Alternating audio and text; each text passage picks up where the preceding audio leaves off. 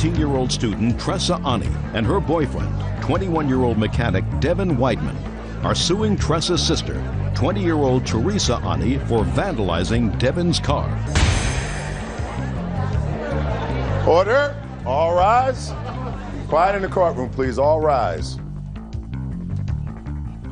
Your Honor, this is case number 213 on the calendar in the matter of Ani versus Whiteman Ani. Thank you. You're welcome, Judge. Parties have been sworn in, Your Honor. You may be seated. Have seats, folks. What is your first name? Tressa Ani. Tressa? Mm-hmm. Tressa, this is your sister. Yes, it is. What's your first name? Teresa. Teresa. Tressa and Teresa. I thought I would make this simple. It's not. That didn't make it any simpler for me. You're the boyfriend? Mm-hmm. And you're here because this was your car. Yes. Was a car in both your names or in just your name? Just mine. It is your claim that your sister vandalized your car. Yes, sir. Sister said she didn't do it. You didn't see her vandalize your car. No, I did not. When was your car vandalized and how? On July 10th in the morning, I received a call from the Hennepin County Sheriff's letting me know she was being released from jail for something. No. What I asked you was, when was your car vandalized? July 10th, 2002. Okay. When did you last see it when it was in good condition? The night before when we drove home and parked it in our parking lot. And when you went to get it on July 10th, you found it damaged? Yes. What time did you find it damaged? About 8 o'clock in the morning. And what time had you parked it the evening before? Around 10. Now, what makes you think that your sister did that to your car? For starters, By the way, it was keyed, according to your complaint. It was something. Rocks, keys. We had estimates, so the guy who did the You have estimate. pictures of it? Yes, I do. Let me take a look. The man who did the estimate for us told us it could have been a number of... Can't tell me what he told you. I'll take a look at it. What was cracked off? Part of the rim. It was struck by a blunt object, probably a hammer. This is sort of unusual keying. There's chunks missing out of the side of the door. Okay. I've seen your photographs. Now tell me what makes you think that your sister did any of this damage. I can't really go into it too far, but she had been arrested for assaulting me on July 5th. She was arrested and spent 5 days in jail. And when she was arrested, she was threatening. She was throwing rocks at us at that time. Where was she arrested? At my mother's house. I had taken my little sister on the 4th of July to Valley Fair, and I was returning her on the day after. And this is when all this occurred. She threatened myself. She threatened my 18-month-old daughter. She said she was going to drown my child in my mom's pool, to take my little white rat-faced child the hell out of there. Okay.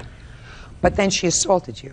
Yeah, she grabbed a knife, said she was going to gut me like a fish because I'm pregnant. Did she, in fact, cut you? No, she did not. But she threatened Yes. to cut you. She spent 5 days in jail? Yes. Is that right? That's correct. Are those charges still pending? Yes, they are. So I'm not going to go into that at all. Were you subsequently released on bail? No, I was released on, there's like a temporary release or whatever. I'm on probation. Okay. Just until we go to trial. Go ahead.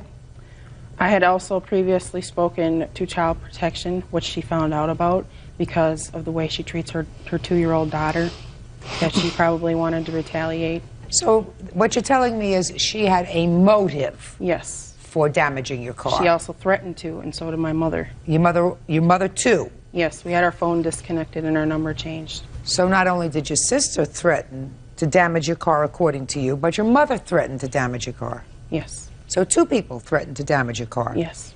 My mom, her exact words were, something's going to happen. I disown you, you little... Don't come back here. Okay.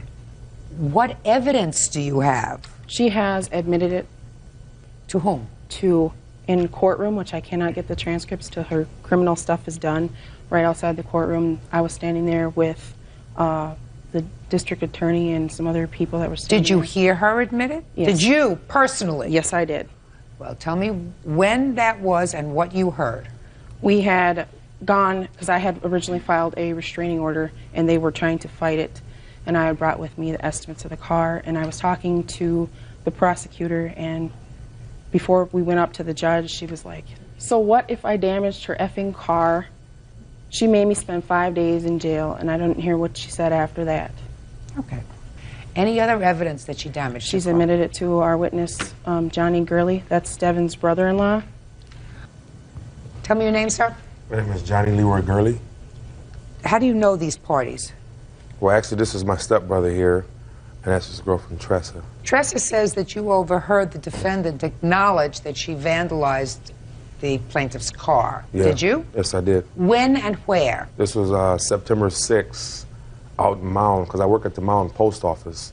I was happening to take out the trash, and I seen her, and I asked her if I could ask her a question. She said, yeah, so I asked her the question to where I heard... What question did you ask her? The question was, I heard that you had tore up Devin and Tressa's car.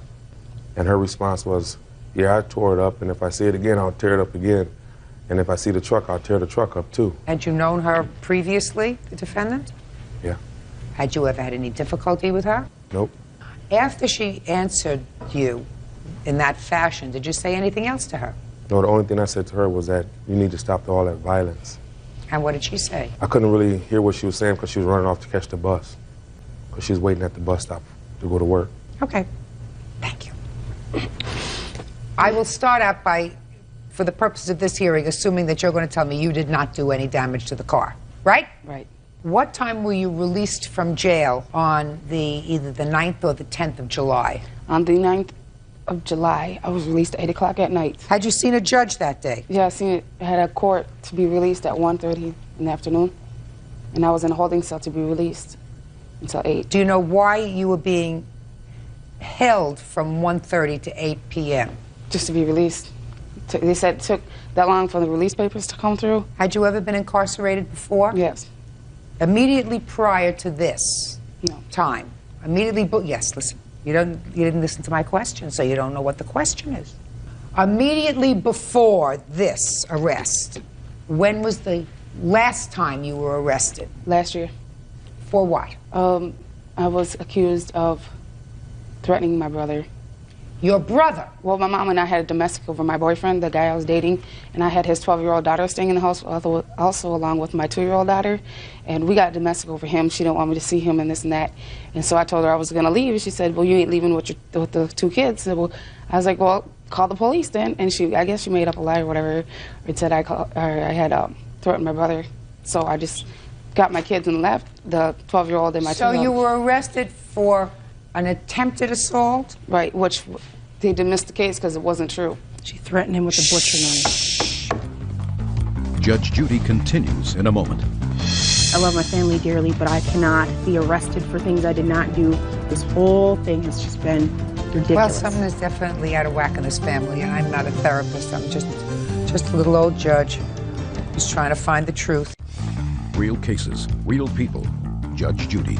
19-year-old Tressa Ani says her sister, 20-year-old Teresa Ani, vandalized her boyfriend's car. Tressa says it was retaliation for throwing her in jail. Was that case resolved with the issuance of a protective order of protection? No. Or a restraining order, a stay-away order with regard to your brother? Nope. It was just dismissed? Right. When was the time that you were arrested immediately prior to that arrest? I've never been arrested before that. Okay. So you were released from jail at 8 o'clock in the evening. Was somebody waiting for you? No, I went to the HCMC, which is the hospital downtown Minneapolis, to use the phone. Yes. Okay, and I waited there with one of the guys I was released with for about an hour and a half before my stepdad could come get me because I had to get a hold of somebody in town because we didn't have a phone. So he came and got me. It must have been around maybe 9:45. I got home an hour and a half later because we stopped and got gas and ate and stuff, and then we went to the house, which we live in Mound from Minneapolis, it's west. And when I got home, I just stayed home. I didn't go nowhere. You know, I visited, well, my sister's 3 kids was there, and I just visited them and then went to bed. So your stepfather came to pick you up. You went out for a bite to eat with him, and then you went home. Now, does your stepfather live with your mother? Yes. So from the time you were released from jail until the next day, I assume, you were in the company of your stepfather. Right. Where is he today? He's at work. Well, what'd you bring this is your mother? Because my mother, they was downtown since I went to court. They were waiting for me to be released. They waited for 4 hours for me to be released because they said I'd be released. No, your mother wasn't with you from the time you were released. That's what I'm saying. I'm saying that when I got home, my mom was there waiting for me. But your mother wasn't there right. to pick you up, take you home. So if you had to bring a witness, Why wouldn't you bring the witness who was with you from the time that you were actually at the area where you were released until the next morning? Because Shakopee, where she lives at, is nowhere near Minneapolis, neither is Mound. So how am I supposed to get from Minneapolis to Shakopee with no money, without being able to take Maybe your money for the bus? stepfather drove you there. Why would my father do that? So I can go back to jail? Maybe he was angry. He ain't What angry. do I know? He's not here. How would I know? I mean, it just seems sort of foolish. I'm just telling you for the future.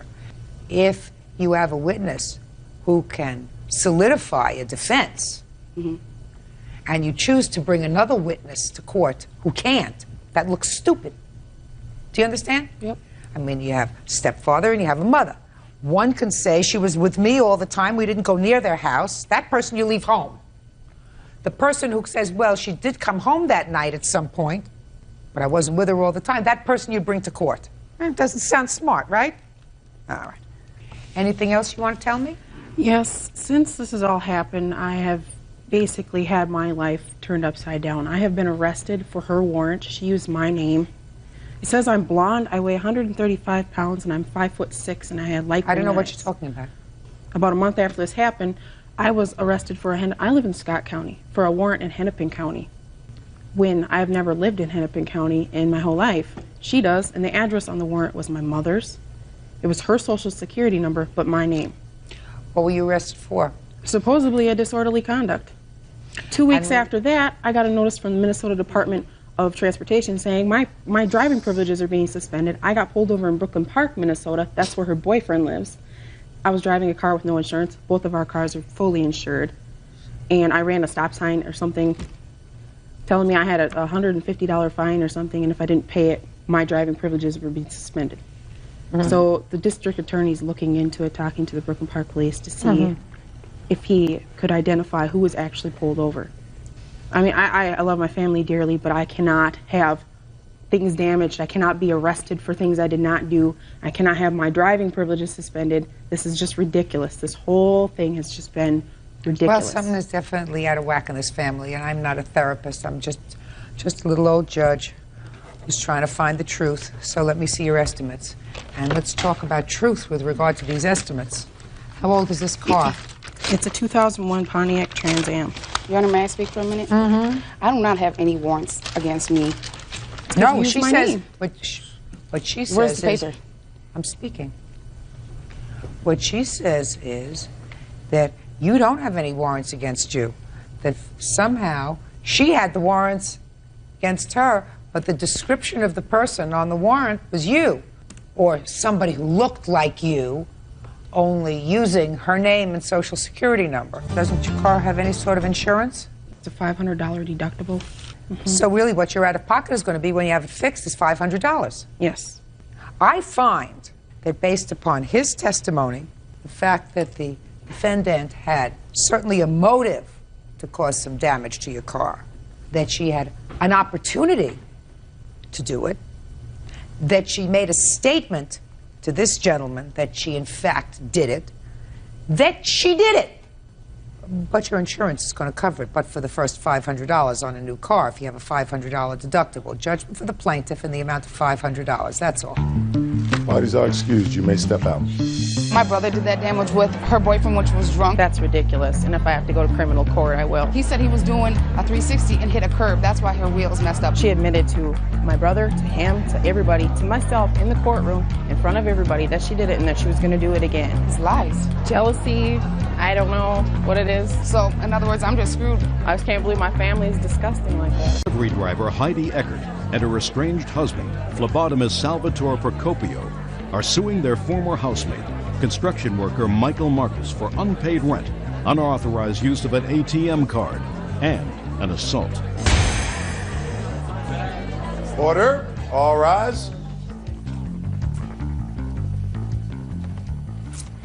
The answer is case number 155 on the calendar in the matter of Eckert Procopio versus Marcus. Parties have been sworn in. Judge, you may be seated. Ma'am, have a seat, please. You are Miss Eckert? Yes. Miss Eckert, it is your claim that the defendant owes you for some rent, some other bills from taking money out of your ATM account, and Mr. Procopio? That's correct. It's your claim that Mr. Marcus assaulted you. You want to be compensated. Tell me, How do you know him, Miss Eckert, and when you moved in together, and what was the rent arrangement? I met him last July, and we just became friends, and he had a 5-year-old son, and I had a 6-year-old son, and he was living in a 2-bedroom apartment, and I was living in a 3-bedroom house, and we both couldn't afford the places that we lived in, so we decided we move in together, just as roommates, and he can take care of my son while I go to work, just take him to school in the morning, and then the rent would be $300, and if he doesn't do that, then the rent would be $400. How much was the total rent? $850. And how many people were living in the house? It was just me and my son at the time. When did he move in? In the middle of September. No, that's not true. I'll get you in a minute. When was he supposed to start to pay rent? In October? Yeah. Did he pay October's rent? No. When did he move out? Middle of May. No, that's not true either. From October until May, did he pay rent? No. Never. No. So why did you let him stay? Because he always said he's getting a job. Every month I asked him, are you going to come up with some money? He was supposed to get food stamps too, you know, from the welfare. And every month he came up with a new story. One time he said he's going to sell his motorcycle, and he, you know, I didn't want him to do that. And then he had a job at one time. Yeah. For a day, and then he lost that job. Not true. Do you think I'm going to give you a chance, sir? Yeah, I'm sure you will. Then I want you to try to contain yourself. So he didn't pay you any money from October until May? No. So let's deal with the rent first. Now, Mr. Marcus, look who's having a turn. When did you move in according to your calendar, sir? It was the middle of October. Okay. Actually, almost towards the end of October, when I come back from Mexico. So according to you, you should have started to pay rent. 1st of November. Thank you for anticipating. Did you pay rent? No, not at the first. No, I didn't. Why not? Well, because I didn't have the money at that time. What were you doing in Mexico? I was helping a friend move his family down there. Explain that to me. It was just another friend of mine who needed assistance driving his family to Mexico. He asked me to help him. You're making me very nervous, sir. Could you speak without moving so much? Well, he asked me to help him move his family to Mexico. I did so. I was down there for a month. So you weren't working at the time? No. And you were free? I was taking care of my son. He was under medical conditions, so... What kind of medical condition? He was mauled by dogs, so he needed intensive care 24/7. How old is he? He is now 6. At the time, he was 5. So you took your son, who needed full-time medical care, down to Mexico No, for a I didn't. month. I left him with his grandmother. The name of the friend who you helped move to Mexico? Mario. Mario. Yeah, Mario. Mario. That's all I know. Mr. Marcus, you see anything written here, sir? No, ma'am. Dumb, stupid. No, I'm not saying that. Do you think that I think that you were going down to move somebody whose name you don't even know, and you stayed with them for a month and you don't know their last name? No, I don't. Actually, I couldn't even pronounce it if I did. All right, Mr. Marcus. So November you didn't pay any rent. What about December? Yes, I did give her some money. I did give her some cash. Good. How much did you give her, sir? I believe it was $150. And in January? I think it was another $100, $150. February? Not believe February, no.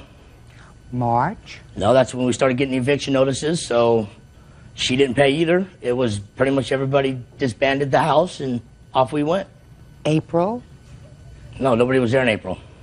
When did you move out? March. So according to you, sir, for the entire time you were there, you gave her a total of $250. Well... That's what you just told me? Well, partial, yes. That's what you just told me? Yes, I understand that. Partial. That's what you just told me? That's cash, yes. I bought all the food for the house. Food? Yes, food. Well, she then proceeded to move Sal in. I'm not there yet. Miss Eckert, okay. I want you to tell me about this ATM card. I've read your papers, and I don't think that you can prove it to me, but I'll listen to you anyway, because I'm always trying to be fair. Well, I got my paycheck and I deposited, and my bank account was way overdrawn. And I was like, there's something wrong. So I got a statement from the bank, a printout, and I noticed that there was some stuff on there that was charged on my debit card that wasn't made by me. And there was a 1-800 number next to it. So I called it, and I got to find out it was a... She gave me the credit card. Oh. Go. It was a porn website. That's not what it was. Yes. That's what the guy said on the phone. That's not what it was. Okay. What makes you think it was Mr. Marcus who used your debit card? Because the guy on the phone asked me what my email address is, and I said I don't have an email address. He asked me if I got a computer in my house, That's and not I true. said She did. I want you to be quiet until I look in your direction. And he asked me if I know somebody by the name of Michael Marcus, and I said yes, that's my roommate. And he said that's the person who got the charge that on my debit. And what was the charge? You want to take a look at this? Sure. And because of that, my bank account got totally overdrawn, so I got all those overdraft charges on there too.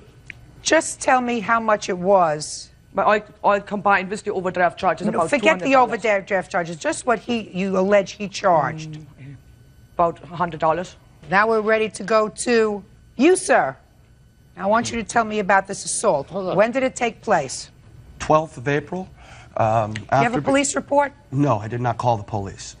I was going to pretty much let the whole issue go until my wife and him were going to go to court. Yeah.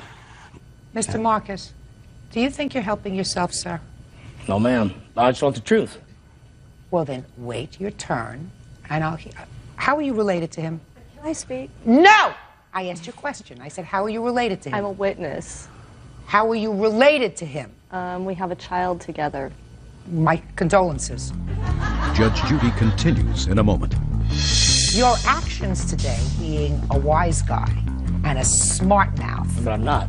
but you are. But you haven't even heard my side of this whole assault thing. But you're not paying attention to me. I am You're paying as attention. dumb and as thick as this wood. And later today, He calls me and said he's in jail to bail him out of jail. That's not true, Your Honor. I said, Mr. Reyes, not Mr. true. Reyes, could you wait until I look at you and ask you questions, please? Oh, look at me. Could you do that? Yes, ma'am. real cases, real people. Judge Judy, Heidi Eckert, and her estranged husband, Salvatore Procopio, are suing former housemate Michael Marcus for unpaid rent. Salvatore claims soon after filing the case, Michael beat him up. Now, 12th of April. Correct. After the eviction notice came, we were supposed to be out the 1st of the month. Heidi, First of what? April, I believe. 1st of April. Yeah. Why were you being evicted? Due to unpaid rent. When was the last time you paid rent? I never paid any rent. Yeah. When was the last time you paid rent? My last in February. In February. As far as the credit card is concerned, Let's talking about the credit card. oh, well, it was handed to me. She knew Yeah, all about it. I'm not talking about the credit card now. Well, we need to address it. If I need to address it, I'll address it. Now, get back to the date of the assault. Mr. Marcus came into the kitchen first thing in the morning and was upset about the whole lawsuit. Heidi had already, processed a claim to sue him in small claims. He was adamant that I was the one that put her up to it. And When did you move into the house, sir? Middle of November. November. I mean, probably within the first 30 days of Mr. Marcus moving in. So you moved in after Mr. Marcus moved Well, I lived there prior. I moved out. in. You back moved in after Mr. Yes. Marcus moved in. Yes. After her arrangement with Mr. Marcus. Correct. Did you pay rent? No. Why not? I was unemployed at the time. That's not his problem. Yeah, I stayed in the room with my estranged wife. I slept on a couch sometimes. At any time, did either you or Miss Eckert receive public assistance? No. Not me. What about you? No. So how are you supporting yourself, Mr. Procopio? Me and everybody else was supporting him. With the help of friends. Was I looking at you? Well, Was I looking at you? That's who was supporting him. Everybody else in the house. You know, right now he's preparing to tell me about the fact that you punched him while sitting in the kitchen. No, A fact he was standing. that you acknowledge. Mm-hmm. Your defense to that, sir, is that you were afraid that he was going to assault you with a knife he was holding. Yes. Your actions today in dealing with me suggest that you're so dumb that you don't recognize that if you maintain a different kind of demeanor, I might believe the fact that you were in fear of your life and therefore responded by assaulting him, by punching him. Well, if you hear my story, I'll tell you. However, your actions today, being a wise guy and a smart mouth, But I'm not. but you are, But you haven't even heard my side of this whole assault thing. But you're not paying attention to me. I am You're paying as attention. dumb and as thick as this wood. well. Because if you listened to me, you would understand that if you were quiet and respectful of where you are, Then I get and shut out. understand where you are, you see how we're addressing each other, and you see how quiet they are? Because at this point, I'm looking in your direction. You have no self-control. You can't control yourself. Real cases, real people. Judge Judy, Heidi Eckert, and her estranged husband, Salvatore Procopio, are suing former housemate Michael Marcus for unpaid rent. Salvatore claims soon after filing the case, Michael beat him up. Tell me about the assault, sir. You were in the kitchen. He came in. He was angry because you filed the small claims case. And he did what to you? He smacked me upside my face. How did he do that? With an open hand or a closed hand? It was closed hand and an open hand. There was Okay. two of them, in which I got out of the house. Okay. And I left. And I wasn't, you know, I wasn't. My mouth is moving. Excuse me. When he hit you, did you have any injury? I had a cut on the inside of my mouth. Okay, so you had no serious injury. No, not at all. And you did not respond in kind by hitting him back No. because... Okay. Did you, in fact, have a knife in your hand? I was doing the dishes. At the time, we weren't sitting in the kitchen. I was standing at You the were sink. standing. And Mr. Marcus, at no time did he hit you, is that right? No, he did not. Stop! And you walked into the kitchen, is that correct? Yes, I did. The fact that Mr. Procopio was not seriously injured, or was not really injured at all, does not mean that you get a free whack. So that slap upside his head and little cut on the inside is going to cost you $500, Mr. Marcus.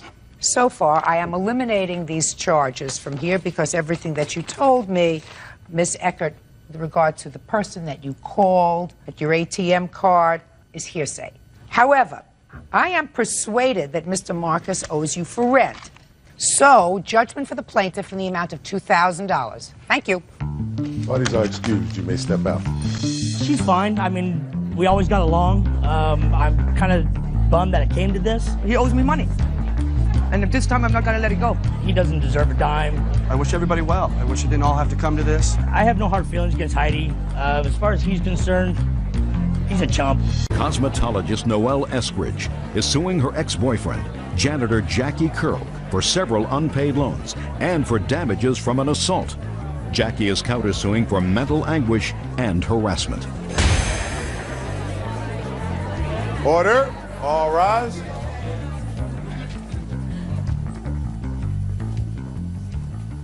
Yeah, this is case number 45 on the calendar in the matter of Eskridge versus Curl.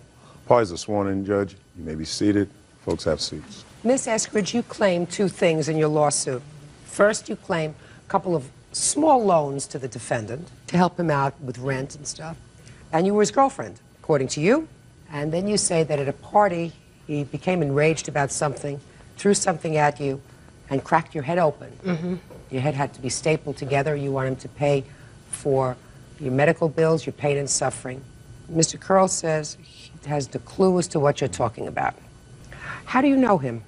In November, my neighbor called me, and she told me that him and his girlfriend have an apartment underneath me, that his girlfriend had kicked him and his 4-year-old out at 4 o'clock in the morning, and could I help? I had previously helped her, 3 other people, referring them to the manager. She's my friend, to get apartments, so she knew that I would help. He was staying with my friend's house. I gave her like $60 for rent for him and his baby to stay. For him? Mm-hmm, and his little girl to stay. Okay. But anyway, after that, in December, he got an apartment in our building. I went to the manager and begged for this apartment. Okay, and what other money did you give him? $65 for food one time, $100. He broke out his girlfriend's windows in her apartment on New Year's Eve because she was in the house with one of his friends, and he busted out all the windows, and they were going to evict him. So he asked me, could I help again? Because he was going through a custody thing with this baby, and me and her just hit it off right away, this little girl. I said, yeah. I gave him $100. Did he ever say anything about repaying this money to you? Yes, ma'am. He told me as soon as he got through with the custody stuff, on which would be the 16th of May, with his daughter, he would start paying me back this money. Now tell me what happened with the assault, Miss Eskridge. He was having a get-together, and I thought it was kind of rude since I helped him out that he didn't invite me. I went to the balcony. Were you dating him at the time? Yes, he started wanting me to date him as I was helping him. Well, did you date him? Yes, I did. Yes. For how long? Up until how many weeks did you date him? About 8. 8 weeks. Okay. So you dated him for 8 weeks, and then he had a party and he didn't invite you. Mm-hmm. So you went to the balcony of your apartment or his apartment? His. So you went to the party even though you weren't invited? I went to the balcony. I didn't go inside. I didn't go inside. I just went to the balcony. He was standing out there just to talk to him. And what happened? I asked him something, and we started arguing. Next thing I know, looked down. He had something in his hand. But as soon as I saw it in his hand, I was hit and bleeding. That's how quick it was. And what happened as a result of that injury? I had to have my head stapled. They stapled my head together. You have the medical records? Can Yes, I ma'am. see them, please?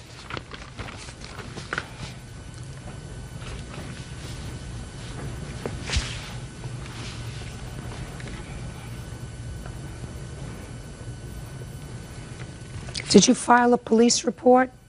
No, because I was afraid that with the custody stuff, I didn't go to the hospital till the 15th. It happened around the 13th. I was scared. He wanted me to leave with him after he hit me. He was scared, I was scared. He wanted me to leave with him. He took me to his friend's house, and his wife looked at my head. I didn't know if the police was going to come and take his daughter away. I was so close to her, attached to her, I was scared. But after 2 days, I was in so much pain, I had to go to the hospital. So you didn't go to the hospital for 2 days? Yeah. Is that right? Yes. Miss Eskridge, can you tell me who these people are? My son and my dad. Were either one of them present when you were assaulted? Yes, my son. Okay, step up here. Tell me your name. Jerome Messenberg. Jerome, do you live with your mom? Yes. Who else lives there? My sisters and my brothers. I have 6 kids. Do you know Mr. Curl? Yes. Have you ever seen him in your home? No. He's never been to your home as far as you know? No. Tell me what you saw on the day that your mother was injured. I was outside with two of my brothers, and my mom was standing by the balcony. I don't know what she was doing, and then I seen something hit her in the head, but I thought nothing of it because the way it bounced off, and it looked like a rubber ball, like it could be a rubber ball or something soft, so the way it bounced off. Did you see which direction it was thrown from? It came from inside of his curtains, inside of his house. Did you ever see what it was? No. You never saw what it was? His nephew told me, other people in the building told me what he threw. Well, you can't tell me what anybody else said. I didn't see it. I just seen something in his hand, and I didn't know what it was. All right, Mr. Curl, let me hear from you, sir. Tell me about this party that you had in your house. I had like a little get-together, but no, she wasn't invited. Because for one reason, she wasn't my girlfriend, and my girlfriend stayed in the next apartment. And then, but she was a friend, and yes, me and my girlfriend, yeah, we had a little misunderstanding, but she done a little things for me, but I know it was a loan. She never told me it was a loan. Did she give you any money, sir? She gave me like a little change. Here you go. No, I'm not talking about change. $60, $100? No. She bought me like probably some like McDonald's for me and my daughter. What about these windows that got broken out, sir? You want to tell me about that? Yes, I will. Yes. Look at me and tell me. That was a case that happened, and they found out that it wasn't none of me. It was a friend of mine that did that to my fiance's windows, and that's a friend of yours? Yes, a friend of mine. It wasn't none of me that did that. And my fiance. When did that happen? In the month of December sometime. The management company talked to you about maybe evicting you? No, they just told me since a friend of mine's done it, I got to pay for the property. For the damages. Right. And which I done. Who gave you the money? My own money. How would she know about that? How would she know about that? Because she stayed right above us in the same complex. She says that she was injured at a party in your house. That's when she came and she was not invited. What do you know about that, sir? I don't know. I don't have no idea about that. I haven't seen it.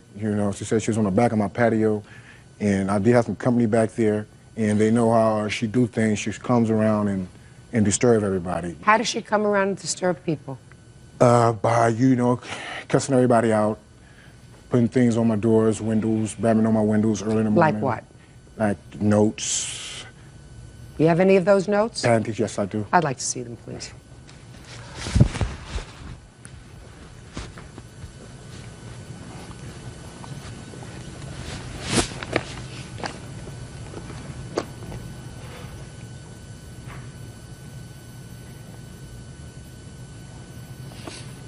Miss Eskridge, why do you put these notes on their door? It may not be what I put. It doesn't look like. Show them to her, please. Judge Judy continues in a moment. They swing. He opened the door up and the man peeked his head up. The man had no clothes on. And later today, I kind of went on a high-speed pursuit for a couple of cities. Was this the first time you were arrested, Kenneth? Correct, it was. No, Kenneth. Don't fib to Mother Nature. real cases, real people. Judge Judy. Noelle Eskridge says ex-boyfriend Jackie Curl owes for several loans. Noelle says she received staples in her head from his assault. I'd like you to tell me why you put those notes on the door. Okay. After I loaned him some money and went to his door and knocked on his door, I want to look at it and make sure it was my writing. Because the way he's sitting here lying, I want to make sure it was my writing. I went to his house to ask him for some of my money. It was a man inside of his house, half naked. And he opened the door up and the man peeked his head up. The man had no clothes on. A friend of theirs, their wife, she told me to be very careful because they swing. And I was enraged because his girlfriend chased me with her girlfriends for 3 months down in a car. When I was helping his daughter in November through December for 2 months, I was chased with women and her. I couldn't figure out why she had women with her chasing me till people told me what they do. And I was enraged when I found out because I felt I wasn't given the choice, that I should have been told if you were these kind of people. I was enraged when I did that. I was just shocked when that man came to the door. Miss Eskridge, do you take any medication? No, I don't. Currently under a doctor's care? No. In order to have a successful lawsuit, Miss Eskridge, you have to prove two things as far as a loan is concerned. Mm-hmm. You have to prove to the judge's satisfaction that there was, in fact, money turned over and that there was a contract that that money would be repaid.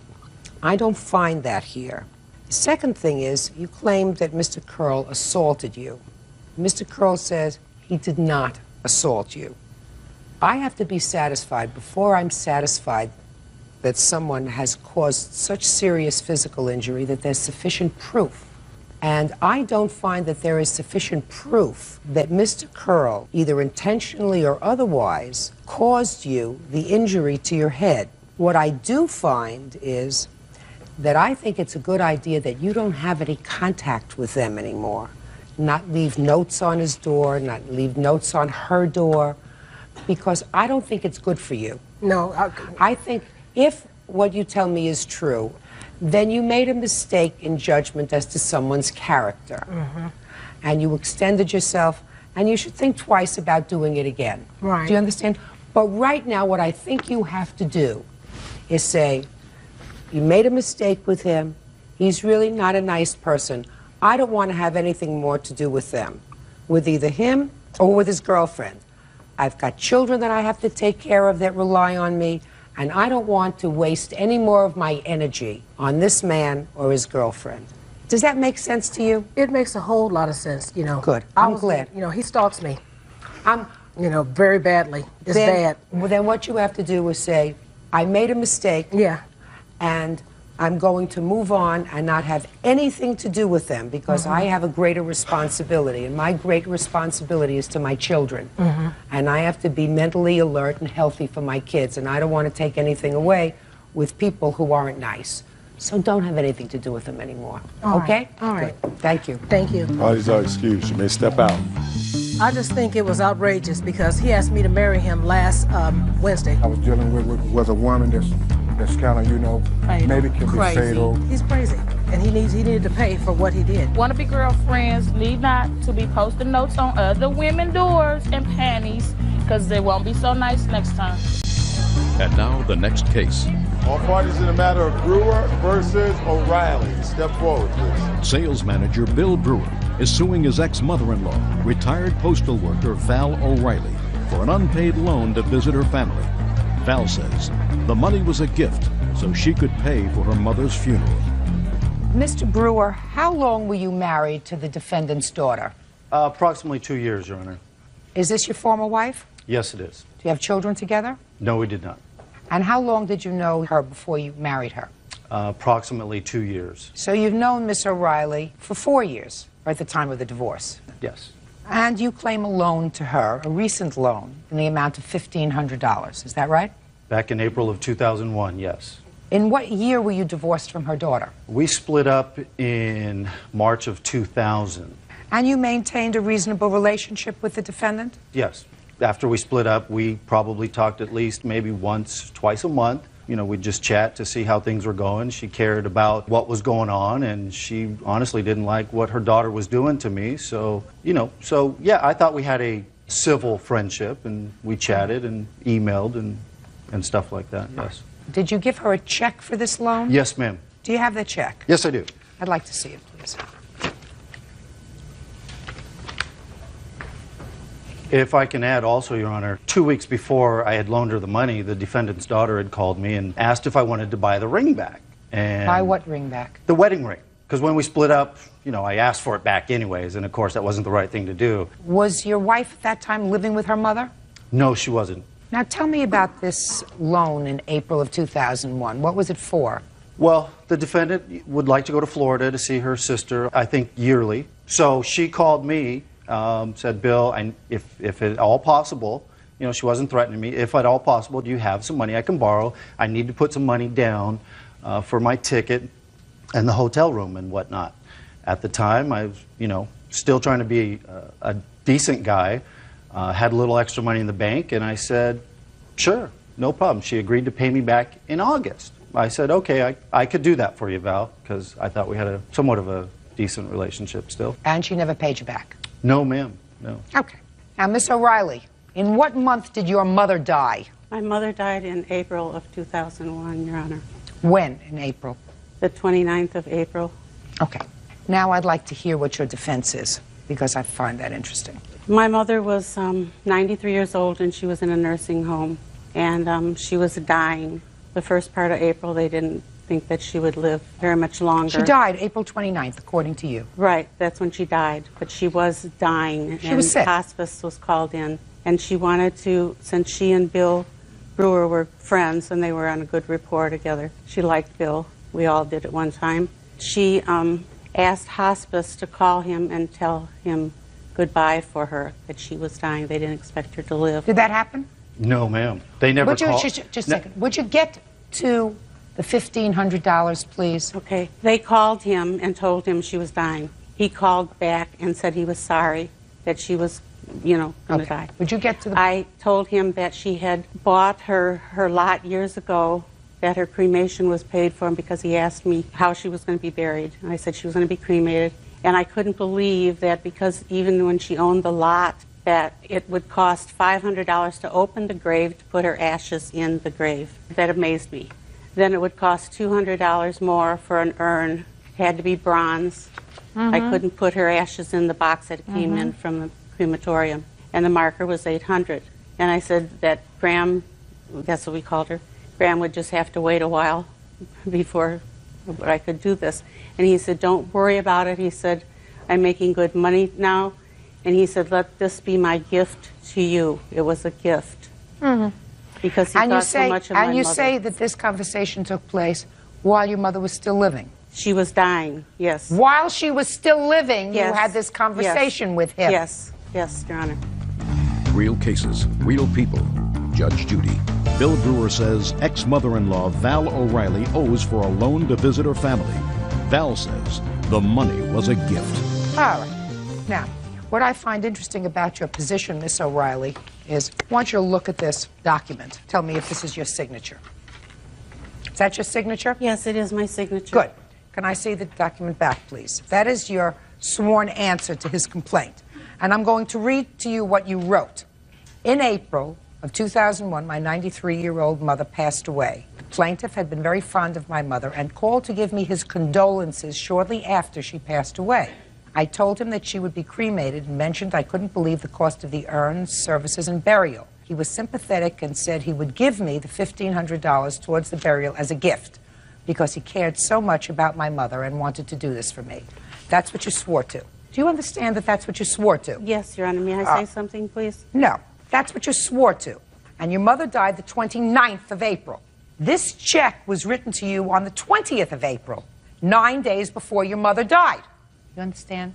Yes, I do. Your answer does not support this. It was a stressful month. It was full of trauma. She was dying. She had hospice This call is not here. a stressful month, madam.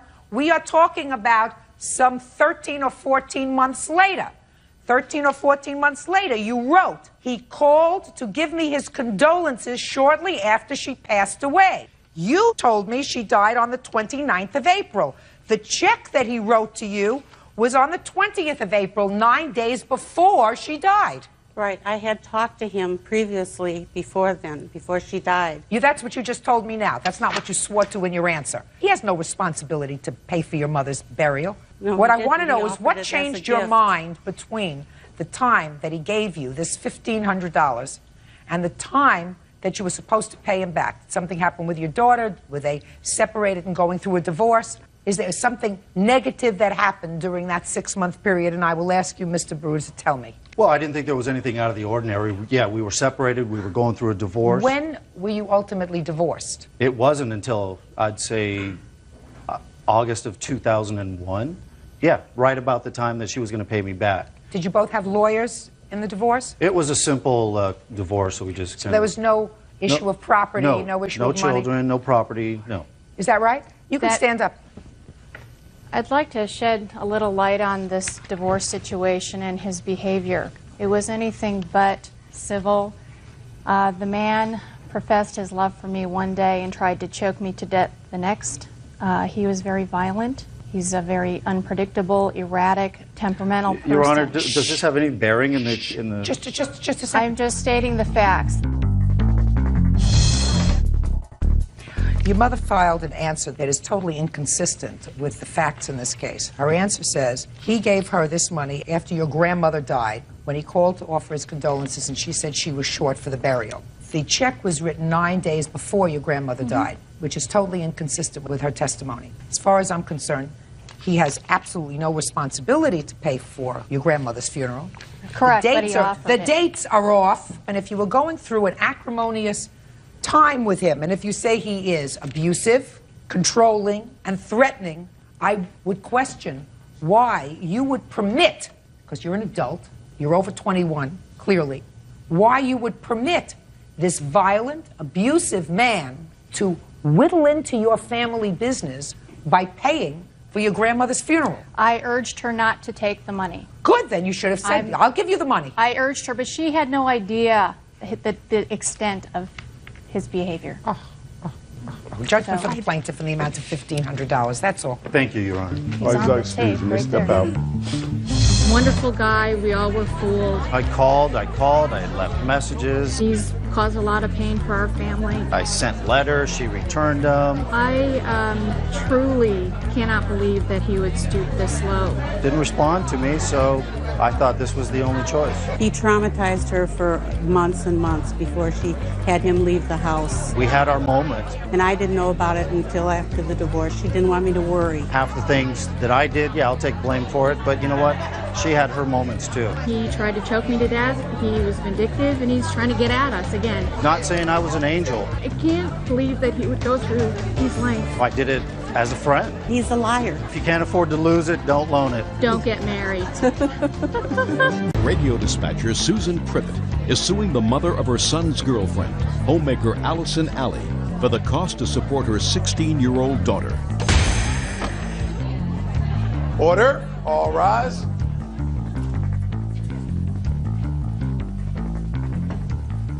Now, this is case number 77 on the calendar in the matter of Privet versus Ali. Parties have been sworn in, Judge. You may be seated. Folks, have seats. Miss Ali, is this your daughter? Yes, it is. Is that your son? Yes, ma'am. Getting the picture. Going to be a familiar picture. Miss Privet, according to your complaint, the defendant's daughter, this young lady, moved into your house with your permission. Yes, ma'am. And I gather that she had gotten into a teenage snit with her mother and left the house, came to your house. When was that? Right after my birthday in September of 2001. Does she still live there? Yes, ma'am. Now, am I correct in assuming that the way you know her is through your son? Yes, ma'am. They're boyfriend and girlfriend. How lovely. And how old is your son? He's 20. You want the defendant to pay support. Yes, ma'am, I For do. her 16-year-old daughter. Yes, ma'am, I do. And she's been there since September, so coming on to a year. What do you have to say about that? I have to say about that first of all, my daughter has a home with me. Second of all, I do take care of my daughter financially. I take her to all her doctor appointments. I pay for anything the insurance doesn't. I pay for her birth control. I'm not sleeping with her. I pick her up if Miss she Ali. gets sick from school. Miss Ali. I'm not going to give her money for my minor No, daughter let me to ask stay you, away you from didn't- home. You're not following my Well, I didn't problem? understand you then. What do Because you mean? didn't let No. me finish. I'm sorry. Do you have other children at home? No, I don't. Who else lives in your home? Just me and my boyfriend. Does your daughter get along with the boyfriend? She never gave him a chance to get along with him. So the answer is no, she doesn't get along with him. Mm-hmm. Does he work? Oh, she's a nurse. Has she always lived with you? Yes, she has.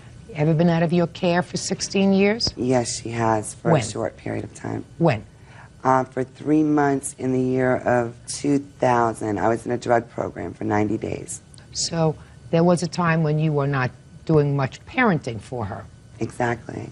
About how many years was it that you weren't doing parenting for her? It wasn't years. It was Well, if 3 you went months. No. You didn't go into a drug program because you didn't have a problem. You had a problem, which is why you went into the drug program. So how long was your problem? A year, 2 years, 3 years, 4 years, Oh, 5 I'm years? sorry. 2.5 years. So for a period of at least, if you say 2.5 years, it was probably more, you weren't doing much parenting for her. No, it was 2.5 years. Okay. Now, what about your daughter's father? Does he pay child support? Yes, he does. How much does he pay in child support? It's $115 a week, but half of that is arrears, what he's owed me from $24,000 past child support. Have you gone into court to seek the court's assistance in having your daughter returned to your house? No. Have you gone to the police to have your daughter returned to the house? Yes, I did. And at what time did you go to the police? When she first left home. Did the police go to Miss Privet's house? No, they did not. So after the police told you whatever they told you, you dropped it and did not go into the local family court, which would have jurisdiction over your daughter, to have her returned to your house? That's correct. Okay. Are you employed? No, I'm not. Stand up. Tell me your name. Danielle Felix. What happened when you left home? What happened? What do you mean? Why won't you tell me why you left home? Well, my mom had a drug problem, and I didn't really like her boyfriend. He was too demanding and trying to be more of a father-like to me, but I've only known him for 3 years, 3 months, sorry, before then. And my mom was too busy with her other stuff. Like What other drugs stuff? and Drugs. Was she still using drugs when you left home? That's a lie. Shh. What kind of drugs was she using? Pain pills. She's been on pain pills for a while now. What kind of pain pills, do you know? Oxycontin, like Percocets, Vicodins. Is that the nature of her drug problem before she went into rehab? Yes. Same pain pills? Yes. How long has your mother been doing pain pills? Since I was about 13. Prior to that, did you have any problem with your mother? No. At Miss Privet's house, do you share a room with your boyfriend? Yes. You do? Yes. Miss Privet, that's inappropriate. Yes, ma'am, I know that. That's inappropriate. I know. Why do you permit it? At first, when she first moved in with us, she was sleeping on the couch, okay, and it was right next to my son's room. And when I went to sleep at night, I didn't know that they were together until one morning I woke up and I found them together. And, you know, I told them I had a problem with it, and they pretty much told me, well, Miss Allison Alley was buying their condoms and birth control pills, so I figured that it was, you know, okay, she was, I know it's wrong and it shouldn't happen, but I don't want to lie to you and tell you that they weren't No, I sleeping know. together. I got it. so. I got it. I got it. Judge Judy continues in a moment. I have a sense that her mother is still abusing painkillers. Quiet! Didn't say anything. Good. And later today. That is a lie. Did I look at you? No, ma'am, she's lying. But you're going to have a turn, Mr. Walton, and your turn will come when I say it's your turn. Real cases, real people. Judge Judy. Susan Privet says the mother of her son's girlfriend, Allison Alley, owes for child support. Susan claims Allison's 16-year-old daughter is now living with her. Now, Miss Privet, I don't know what you want to do formally to make whatever custody arrangements you want to make, but I believe that if you want that child support regularly paid to you as legal custodian of Danielle, then what you're going to have to do is you're going to have to go to court to do that. Yes, ma'am. Where is your father, Danielle? My father's at home right now in Pompano. Your father knows about your living condition? Yes. Do you visit with your father? Once in a while. Why? He has his own girlfriend and too busy for me. Are you going to school? Yes. Every day? Mm-hmm. Do you? Just about, yeah. Ma'am, she not missed- just about. she Just missed- about. Just about is not every day. Yes. Ma'am, okay. When Danielle first came to live with me, she was not going to school on a regular basis. Miss Ali was moving her around from place to place. When she first moved in with me, she was going to Silver Lakes. Then she came to live with me, and we registered her at my son's school, which was Lions Creek Middle School. But she's 15 years old, and she was in the 8th grade, so we went down and we signed her up at what we call North Area School of Choice, where they work at their own I pace. signed her up. Excuse me. Okay. Just a yes, minute. ma'am. She did take her down because she's a legal guardian, so she had Right, to take so her down. she actually took her down and registered her at school. Both schools. Now, is that right? Did you register your daughter at both those schools? Yes, ma'am. I do everything for her, for her schooling, Miss Ali, getting her to school. please.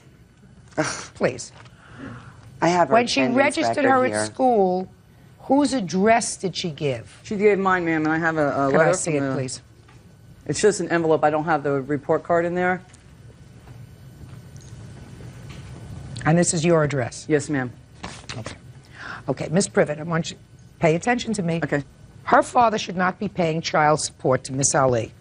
Correct. The child support check should be coming to you if the court is going to give permission for her to stay with you. Do you understand that? Yes, ma'am. Now, they may not, because they may not like the living arrangement. Correct. The truth of the matter is, what are you going to do with a 16-year-old? A 16-year-old doesn't want to stay someplace else. She can't stay with her mother. Mother's got her own bag of tricks. She can't stay with her father. Clearly, with the permission of both her parents, because they both know where she is, and her mother enrolled her in school giving your address. Yes, ma'am. Now, your lawsuit seeks $1,600 for money owed for child care. The truth of the matter is, you'd be entitled, in my judgment, to $4,600 because she's been with you for approximately 40 weeks. Yes, ma'am. At $115 a week, that's $4,600. Quiet! Didn't say anything. Good. Now, you're not suing for $4,600, you're suing for $1,600. That you're going to get. But what you have to do is, if you want a formalized order so that you don't have to keep coming back to court for this, I would strongly suggest that you go into family court. Yes? Okay, well, I had spoken with her father, and he said that he wanted the child support switched over to me, but he doesn't have the money for an attorney to go to court, and he said, so... He doesn't have to. You can go to court on your own, seeking guardianship of Yes. the child. Okay. I have a sense that her mother is not going to contest it, because if her mother contests it, what will happen is they will determine that her mother, based upon her daughter's testimony, is still abusing painkillers. She had a history of substance abuse. They will send her mother for regular drug testing and drug screening. Her mother will not want to go for regular drug screening. And in all probability, they will permit her to stay with you. That's if you make different arrangements as far as where these two children sleep. She'll He's sleep with 20, me. she's 16. That cannot continue. Do you understand? Yes, ma'am. Judgment for the plaintiff in the amount of $1,600. Thank you, ma'am. Parties are excused. You may step out. She's a wonderful child. She's part of my family. All she does is allow a roof where they can have sex. If you love your children, you should do everything in your power to try and keep them. Don't lay back and hope your daughter's going to come home. Take legal action right away. If Danielle would like me to, yes, I will. Yes. Then yes, we're going to go ahead with legal custody of Danielle. 19-year-old escrow assistant Danielle Yankowski is suing her former landlord, contractor Rick Schaefer, for the return of her security deposit and sexual harassment. Rick is countersuing for 2 months' rent, property damage, and harassment. Order. All rise. Quiet in the courtroom, please. Thanks. Your Honor, this is case number 226 on the calendar, the matter of Yankowski versus Schaefer. Parties have been sworn in, Judge. You may be seated.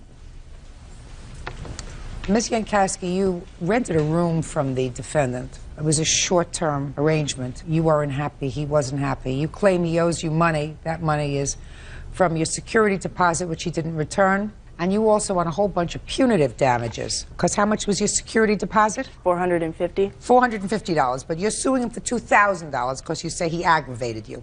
He says that you're a troublemaker, that you used up your security deposit because you made a big mess, and he's counterclaiming for $1,600 because he says you owe him for rent, punitive damages, you caused him to lose a tenant, and you aggravated him, so he wants a whole bunch of money from you. Don't people know how to, if things don't work out, just to go their separate ways and say goodbye?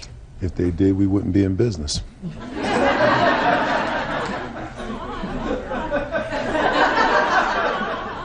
When did you rent the room, Miss Yankowski? I moved in on June 8th.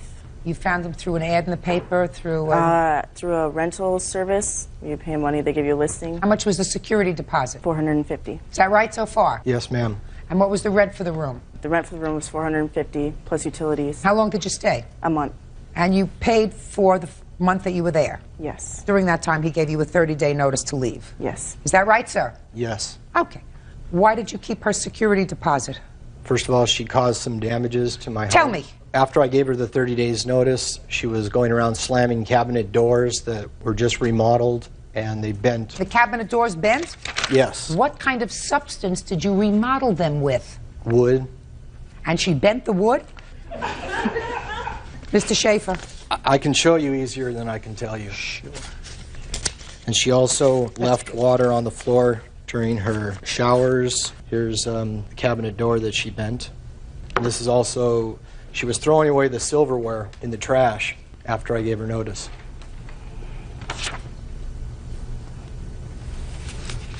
Did you slam this door and cause this damage? No, I didn't. What makes you think she did that, sir? I was in the room when she did it. I watched her do it. Show me how she did that. Describe to me how she did that. She was going under the sink. She took the door and slammed it. Yeah. That's what she did. And No, that's that what, doesn't happen as a result of slamming a door. No. What else? the damage to the floor and the wall in the bathroom. Let's take a look at that.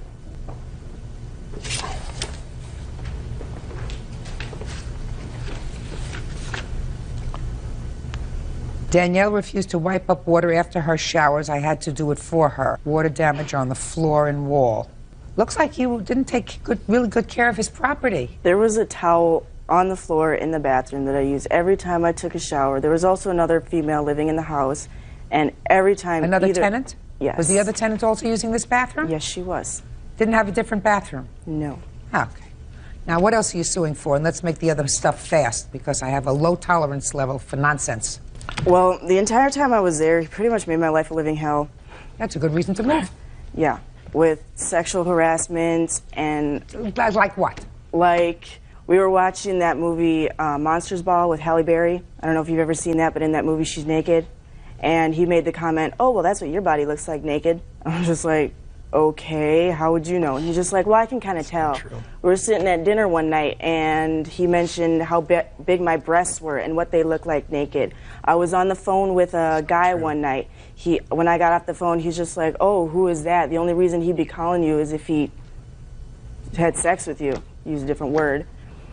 He told me that the only reason any guy would ever talk to me is if he had a sexual interest in me. One night I had a guy come over. He was coming over, he was going to pick me up, and we were going to go out. The next morning he asked me, oh, so did you guys have sex? And it's just like little comments like that. Did it bother you? Oh, yeah. Did he really irritate you? Oh, yeah. And then So you were planning on moving? Yes. Because he was acting like a jerk? Yes. He didn't touch you? No. Did he?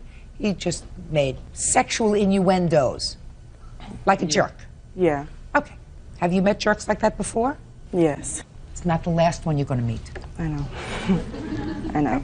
If he said it, and I don't know, Mr. Schaefer, I don't know if he said it, but if he said it, it's a jerk. You were going to move. He gave you a 30-day notice before you gave him notice. Goodbye. You get your security deposit back. Go and be happy. Anything else you want? Well, I mean... Anything else you want? No. Perfect. Now, what do you want? First of all, I want her to pay for the damages to the house. She's not paying for the damages to the house, sir. Okay. You had more than one tenant, and there is no way that I can tell which one of the two girls who showered got water on the wall. Okay. Next. She moved her brother into my home, into her bedroom, and I told her that she wasn't allowed to sublease. So? So she was having her brother live there, and he was going to my neighbors, telling them that I was and slandering me. What difference does it make with regard to this lawsuit if her brother was saying something? What does that have to do with her? Because she brought him into my home. Did you ever hear the expression, I am not my brother's keeper? That's from a very old book. Very old. Next. She went to my tenant and was telling her things. Where's your tenant? She moved out with her. Were you there when she made remarks to your tenant about you? Yes. Oh, good. What did you hear her say about you? That I was making sexual remarks to her, which I wasn't. The only sexual remark that was actually said was when she was walking down the hallway. One day I asked her what was going on, and she said she came out of her bedroom saying that she was masturbating feverishly. Oh my God. Judge Judy continues in a moment. And later today, I had no idea any of this was going on at all. My mother was in tears. I was in tears. I'm thinking my wife left me before I got married, but I don't know what's going on. real cases, real people. Judge Judy. Danielle Yankowski says landlord Rick Schaefer owes for the return of her security deposit and for making inappropriate comments of a sexual nature. Sir, I don't understand what you're suing her for. Well, I lost a tenant because of her. She didn't know the tenant. I have no idea whether you lost a tenant or not because of her. The tenant's not here. Even if it's true, the tenant wasn't happy, the tenant can leave. But you can't tell me the reason that the tenant moved because that's in somebody else's mind. I find that I cannot determine who caused the water splatter in the bathroom because you had more than one tenant using the bathroom. And her brother said things about you that were not nice. Is that right? Yes. So what do you want? I didn't want her to bring anyone in the house in the first place. So she did. So you evicted her, right? Yes. If you weren't unhappy with her, you wouldn't have given her a 30-day notice, right? Right. She was a good tenant and someone that you were satisfied with. Everything would have been cool, right? Right. So you did what you were supposed to do. Give her a 30-day notice and say, bye, return a security deposit, and you all go your separate ways. Judgment for the plaintiff in the amount of $450. Your counterclaim is dismissed as nonsense. Goodbye. Parties are excused. You may step out. She was threatening me. He figured that he wouldn't be able to sleep with me and, decided that he would harass me. Be aware of little girls. Beware of creepy old men. Court come to order. Have a seat, please. Hello, Judge. Case number 2018, Gray versus Woods. Thanks, Kevin. You're welcome. Everybody sober today? Yes? Yes, ma'am. Yes? Yeah. You? Yes, I'm sober. Yes? Oh, yeah. Most definitely. Everybody. Okay, good. You two gentlemen know each other. You went out for an evening. I assume there was some drinking, and your car got totaled. Yes, ma'am. It is your claim that the defendant was driving your car when it got totaled. Yes. The defendant says he was drinking a little bit, but he says that you don't remember because you were so blotto that you were driving. Right? Yes. So that's what the case is about. Simple. Two drunks, nobody knows who was driving the car when it got totaled. Let's see if we can decipher it. If we can't, I may not care. Because you're not supposed to be in a car when you're drunk. Otherwise, you can kill a lot of people, as we all know. Right? Yes, ma'am. Want to drive drunk and kill yourself, that's one thing. Right? You take a lot of other people down, and sometimes you make it out. So you have to be understanding to the fact that the judicial system really doesn't give a rat's behind if the two of you were drunk and in a car, and neither one of you was together enough to know who was driving the car. Yeah. When did this incident happen? It was November 27th, 2021. How long have you known Mr. Woods, Mr. Gray? I've known Mr. Woods about 20 years, I would say. So you've known him since you were kids? Yeah, since high school. And you have gone out frequently? Yes. Does he come to your house? Yes. You go to his house? Occasionally, yes. Occasionally. And where were you going on the 27th of November? We were going downtown Ann Arbor to attend some festivities from the Michigan versus Ohio State football game. To a football event. Yeah. How did Mr. Woods get downtown? Well, Your Honor, I got dropped off. By whom? My friend. Friend's name? Lauren. And where did she drop you off? She dropped me off in front of Starbucks downtown where they were waiting because they were drunk. I didn't drink. Just a second. Lauren dropped you off at Starbucks. Where were you supposed to go from Starbucks? We were supposed to go to a club and hang out after the game. So you first went to the game? No, they went downtown right after the game. 3 4 o'clock, In the afternoon? I believe so. What time did Lauren drop you off? It had to be about 5:30, 6 o'clock, And when you say it had to be 5:30 or 6 o'clock, how do you know that? because the game was over. I don't know. I don't watch football, so I don't know when it starts and when it finished. Do you remember what time the game finished? No, I don't remember exactly. Okay, so let's say Lauren dropped you off at 5:30. How did you set the time for Mr. Woods to meet you so that he could join your party? The game is over different times. Did you text him? Did he call you? So on the way, we had left from my barbershop, me and my witness here, Mo Chop. So you weren't at the game, you were in a barbershop? Yeah, we were at the barbershop at first. We watched the game. Oh, you watched, so you didn't go to the game? We didn't attend the actual game, no. Okay. We watched the game at the How many people, you, Mohammed, and who else watched the game at the barbershop? I mean, the barbershop was full of, we were still working at the time. We had left work after the game was over to go downtown to... Were you watching the game or were you working? I was doing both. I would have hated to be your last haircut. No, actually, it wasn't a lot of people there because that was the biggest game of Michigan's season, the last game, Ohio State. It's a big rivalry, so nobody was in our barbershop. So really. It was just party. It was... It was just party. You know, I'm old, Yeah. so, you know, it was just party. You said, Mohammed? It was a party. Yeah. It was just party. Okay, so you left the barbershop, but how did you find out to meet them at the Starbucks? We have been communicating through text. So you knew what time they were leaving the barbershop, and then you got dropped off. Now, what were you doing with Lauren? I was waiting to get to them. Where were you before? I was at home. I watched the game at home. With Lauren? No, with myself. Well, how'd you get Lauren to take you to Starbucks? Oh, I just asked her and gave her some gas money. Okay, so now you're at Starbucks, you meet up, and who's driving? I was driving. Okay, and that would have been a mistake. Excuse me? That would have been a mistake. I wouldn't get behind the wheel of a car, sir, if I was at a party all afternoon watching a big football game. Ma'am, I wasn't at... The barbershop, Mohammed? Oh. There was people participating. Some people weren't. Some people were. I wasn't. I wasn't participating. All righty. Okay. So now you go from this party in the barbershop all afternoon from this very big game, and you pick him up, and where were you going? At that point, we decided to go to a bar. Where was the bar? I'm not familiar with downtown Ann Arbor area, but like it was a bar that was suggested by... Stand up next to him. He's not familiar with a whole lot of things. You suggested a particular bar, Mohammed? Yeah, How far is that from the Starbucks where he was dropped off? about a couple blocks over. Okay, and you were in the car? I was in the car. Were you sitting in the front or the back when you picked up Mr. Woods? I was sitting in the passenger seat at this point. So Mr. Woods got in the back? Yes, he did. And you were going a couple of blocks to the bar? Yeah. Step by step, what happened next? So traffic is jam-packed down there, so we're really just inching to the bar. We get to the bar, we go inside, we have a couple drinks. Okay, so now it maybe 6 o'clock? Yeah. 6:30? Yeah, dark outside. And you have a couple of drinks at the bar? A couple drinks, yeah. What were you drinking?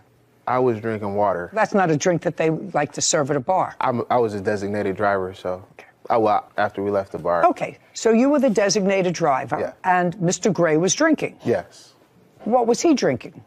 I don't remember what his drink is. You remember what you were drinking? Yes, ma'am. What?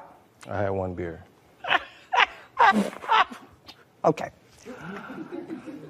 Even he can't keep a straight face. You know, it's hard. It just, don't speak.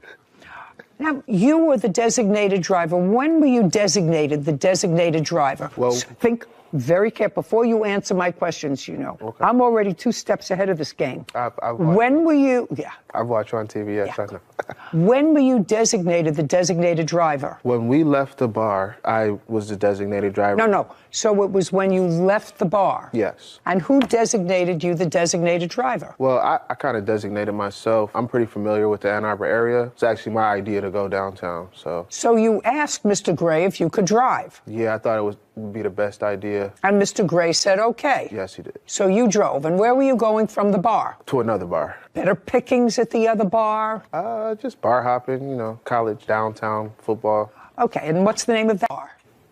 Okay, now he helped you with that, right? Yeah, he jogged my memory a little bit. He jogged your memory. Yeah. So if he knew the bar, why did you have to be the designated driver? I don't think I understand your question. It's very easy. You said you were the designated driver because you know that area. Right. I'm saying I didn't remember what bar we went to. I'm very familiar with the area. I just didn't remember what bar we were going to that night. Okay. What happened when you got to the second bar? We had some more drinks and... we had some more drinks? Yes. What was Mr. Gray drinking? You know, I was talking to some other friends that I met up with there. He was off doing his own thing. I don't remember what he was drinking. What were you drinking? Water still at this point. Water. Yeah. I like to stay hydrated. Daniel Gray claims his former friend, Tony Woods, drove drunk and crashed his car. Tony says Daniel was the one driving drunk and wrecked his own car. Okay, so now you had a couple of drinks, you had another glass of water. Yes. Mr. Gray and Mr. Woods both were drinking alcohol, and what happened next? We left there, we went to get something to eat.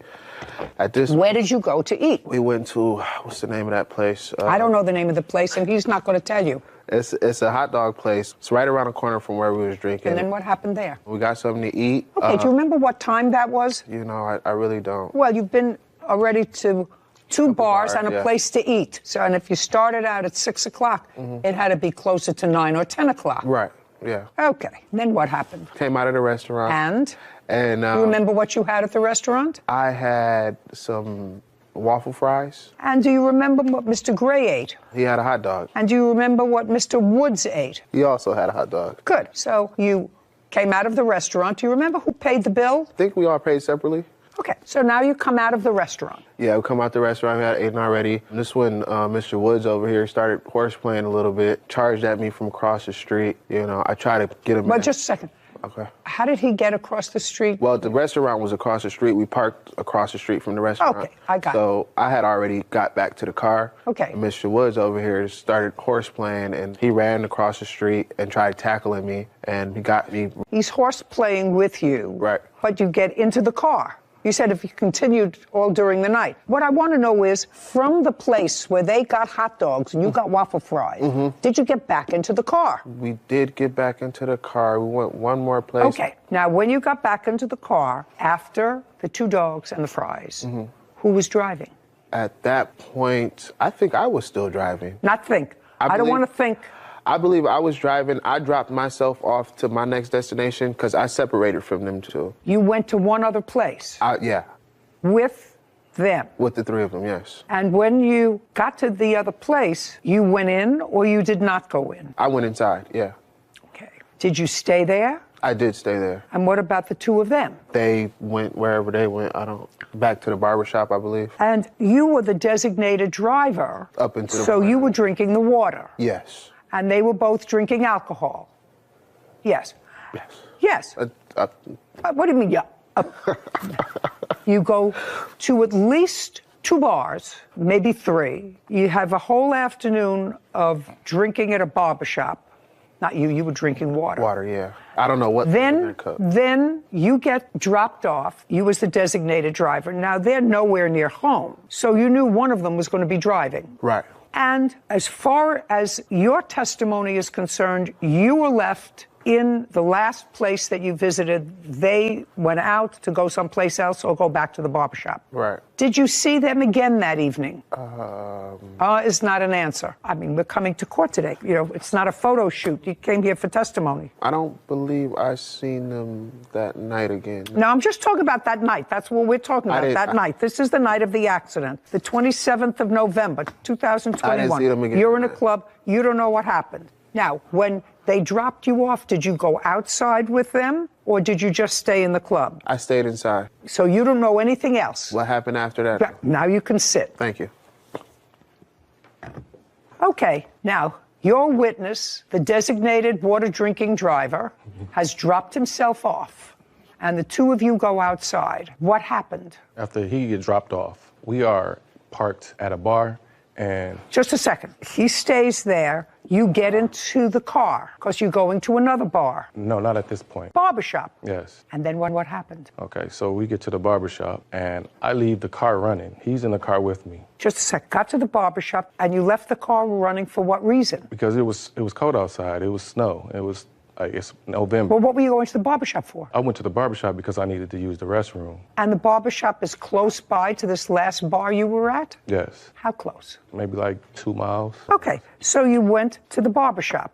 You left the car running and? So I go in to use the restroom, and I leave the car running, and Mr. Woods was sitting in the car still. So as I'm in the restroom, he comes in and started knocking on the door and says that he had lost his phone when he had got out the car where we were parked at. Where? The last bar that we were at. I didn't actually go into the last bar. We was parked there. We were about to go in to meet up with him. What do you mean to meet up with him? He was with you. As he said, he met up with another friend.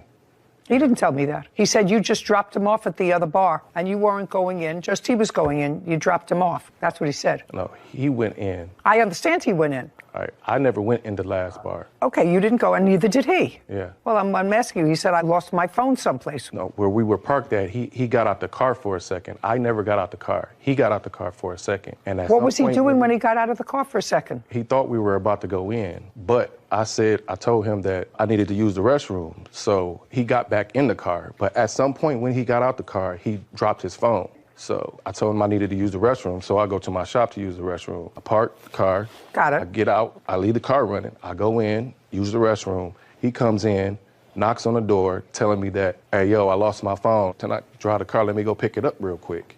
And I tell him no.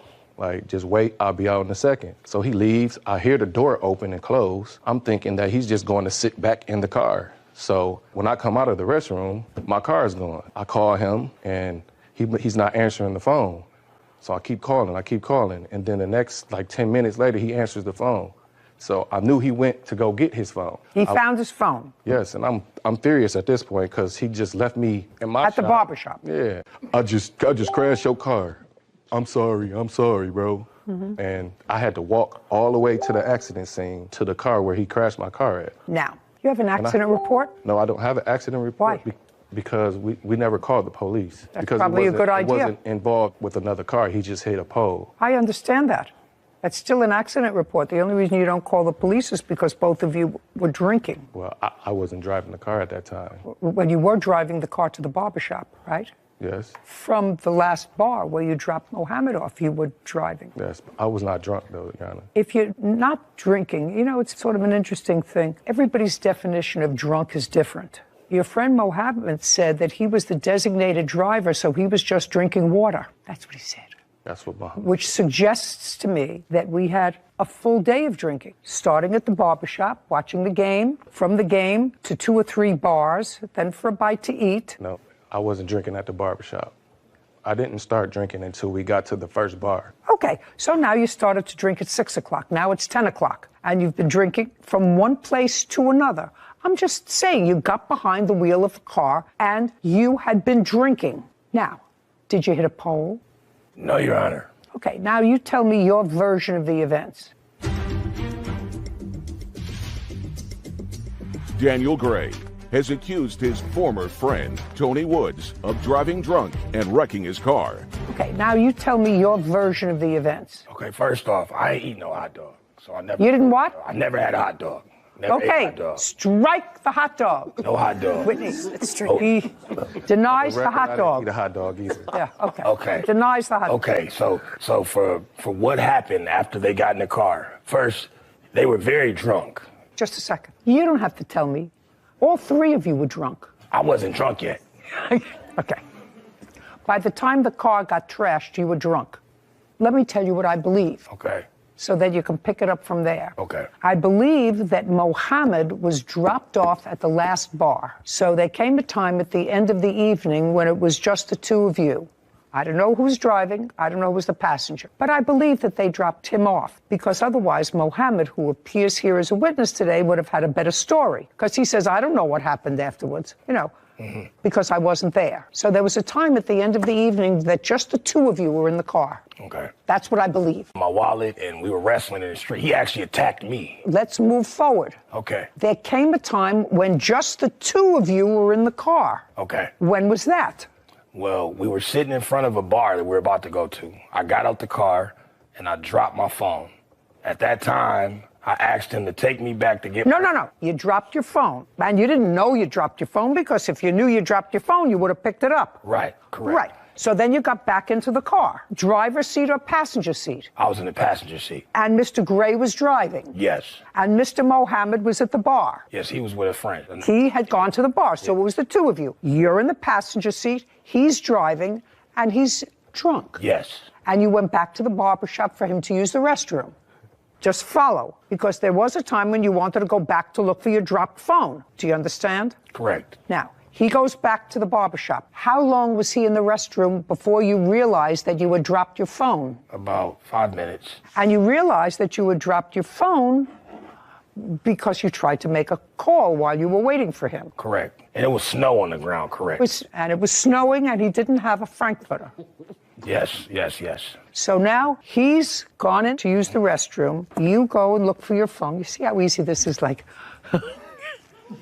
it's like fishing in a fish tank.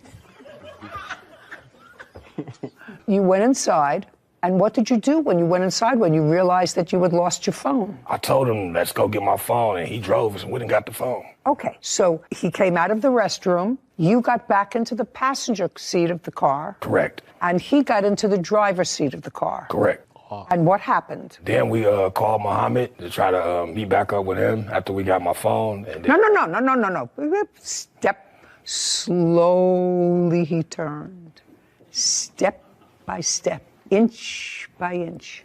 Now you're in the car, on your way back to the bar where Mohammed is to look for your phone. I got drunk. I think I blacked out after that point.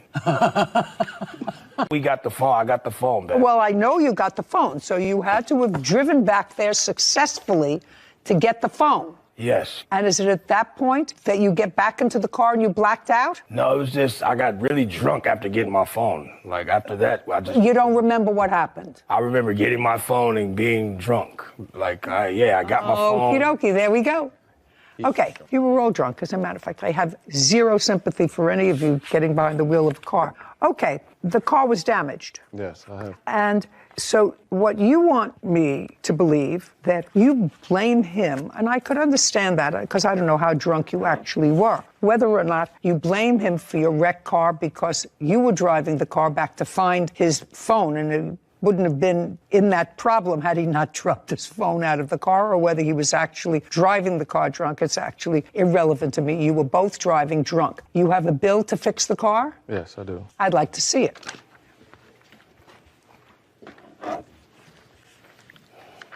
And I have pictures of the accident. Okay, so the bill was $5,500, and you had insurance? Yes. And the insurance paid for how much? I had no fault insurance. So you didn't have... I didn't have collision. Okay. You didn't have collision, so you had to pay $5,500, which you paid. Yeah. Divide that by 2. $27.50. That's what I thought.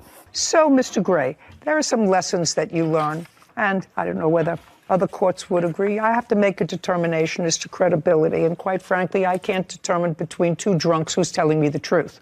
Because on the 27th of November, both of you were in no condition to drive a car. And I can't tell who actually drove the car at the time that it was wrecked. But I do know that you drove the car from a club to your barbershop, and that neither one of you stayed at the scene, called the police, because both of you were inebriated and knew that either one or both of you were going to get busted for a DUI because you both drove the car that evening. What? Ma'am, I was not drunk at the time that this happened. I did go to the bars, but I wasn't in the bars drinking. That I had one beer. $27.50, we're done.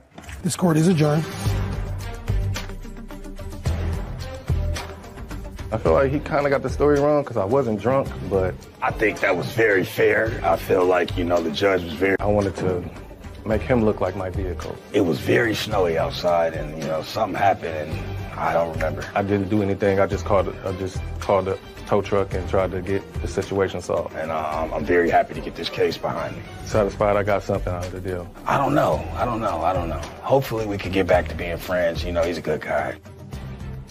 I'm surprised you gave them anything. Unclean hands don't deserve money from this court, as we've seen time and again. So I'm surprised, really, that you gave him even half of what he was asking, because you couldn't tell which one of them was credible, if either of them were credible. And so what are you supposed to do? I mean, I guess splitting it down the middle was, I understand why you made your judgment, but I would have taught him a lesson, given him nothing. Interesting. Drunk driving is nothing to play around with. Yeah. Very serious. Okay. I'm glad in the DNA it's getting tougher rather than softer. Oh, yeah. Okay, good. Yeah. You may be right. You may be right. I just felt that they were both at fault, and either you leave the parties where they are, or you say both of you have to hurt a little. Yep.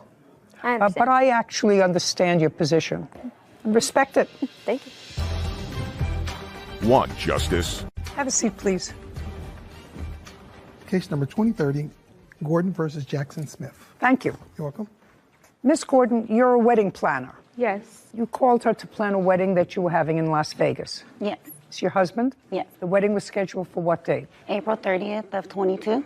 Your lawsuit against the defendants is for the balance of a fee that you say is due and owing to you. Ms. Jackson and Mr. Smith are counterclaiming for a whole bunch of things. They said that not only didn't they get everything that they paid for, that you selected the venue, and they were ejected from the venue because they weren't allowed to have a wedding there or serve liquor. So what was your fee that you quoted the defendants, and how much of that fee did they pay? My fee for planning the wedding was $4,000. And that $4,000, was that fee reduced to a contract? Yes, it was. I'd like to see it. Okay.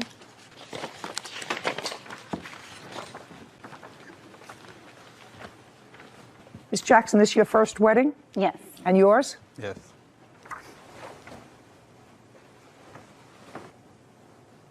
Okay, your total fee was $4,000 and a deposit of $2,000. Did they give you a deposit? Yes. Okay, so they signed an agreement to pay you $4,000. How much did they pay you in total? In total, for our planning fee, they paid... No, in total, how much did they pay your company? $2,000. $2,000. Correct.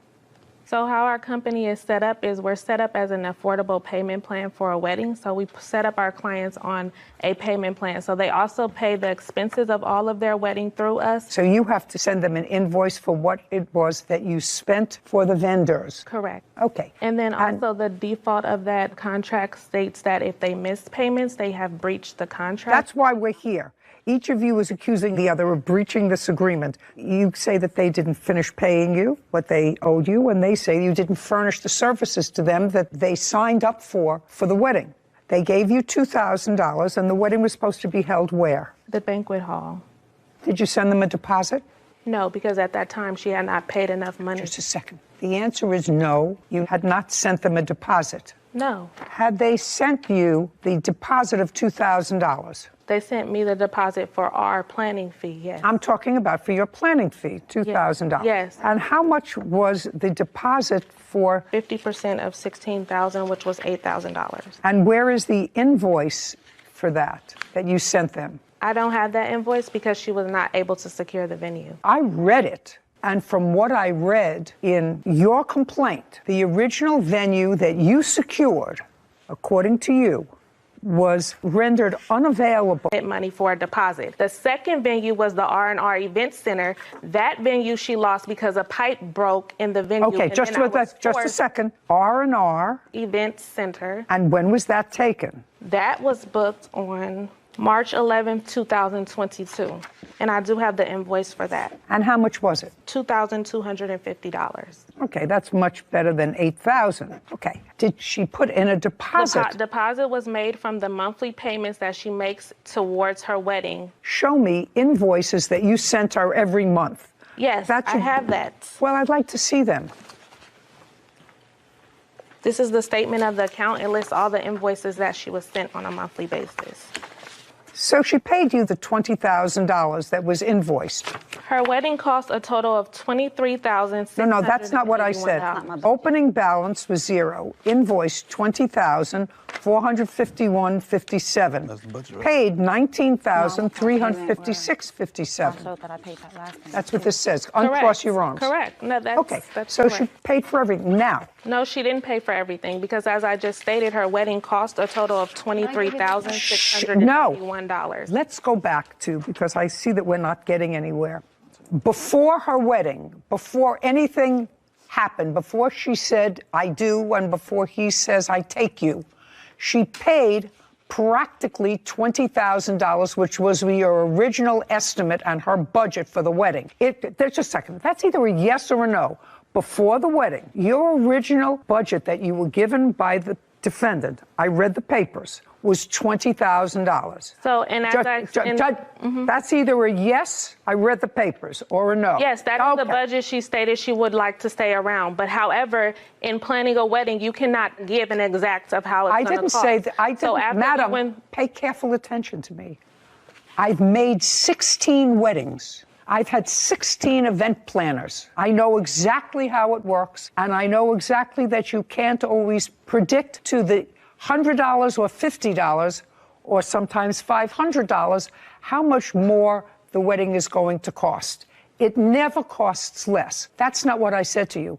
I said by the time the wedding took place, she had paid the vast majority of the original amount that she said she wanted to spend for the wedding. And that is accurate. Correct. She said she wanted to spend exclusive of your fee. Correct. Now, of your fee, she gave you an initial deposit, or they did, of $2,000. So that's either a yes or a no. She gave you $2,000. Did she ever pay you the other $2,000 for the fee? And the rest of the expenses that you want are the additional expenses over and above the $20,000 that you, stop shaking your head, over and above what she originally said she wanted to spend. Correct. Now, I'm going to get to what happened just about a week before the wedding. Okay. You had booked a place. She had paid for the place, $2,250. Yes. And that was at R&R. According to you, something happened at R&R. Stop shaking your head. It's annoying. Something happened at R&R. What happened at R&R and when? Correct. The wedding was scheduled to happen on April 30th. Tell me what happened at R&R. I was informed by Rico, the owner, sitting on that side, that a pipe had busted and the venue would no longer be available for usage on her wedding date. And on what date was that? It was around the week before her wedding, or 2 weeks before her wedding, sorry. Date? I don't have the exact date. You own, manage, or what, this R&R? I'm the owner of R&R Events Center. Okay, tell me your last name, sir. Cox, C-O-X. Do you remember having a conversation with the plaintiff about the venue? Yes, ma'am. Do you remember when it was? March 25th of 2022. Can you tell me what you said to her and what she said to you? We had a conversation. I'm like, hey, problem with my venue. I had a pipe that busted. I won't be able to host their wedding. Well, the reception, I should say. So I informed her I can put her in contact with other venues that I may know, or I could send her back the deposit. She asked for the deposit back. I sent the deposit back probably within the hour. How much was the deposit? $2,250? No, ma'am. How much was it? $1,125, which was half. So 50%? Yes, ma'am. So you sent her back the deposit? Yes, ma'am. Did you receive the deposit, Miss Gordon? Yes, I did. The wedding wasn't until April 30th.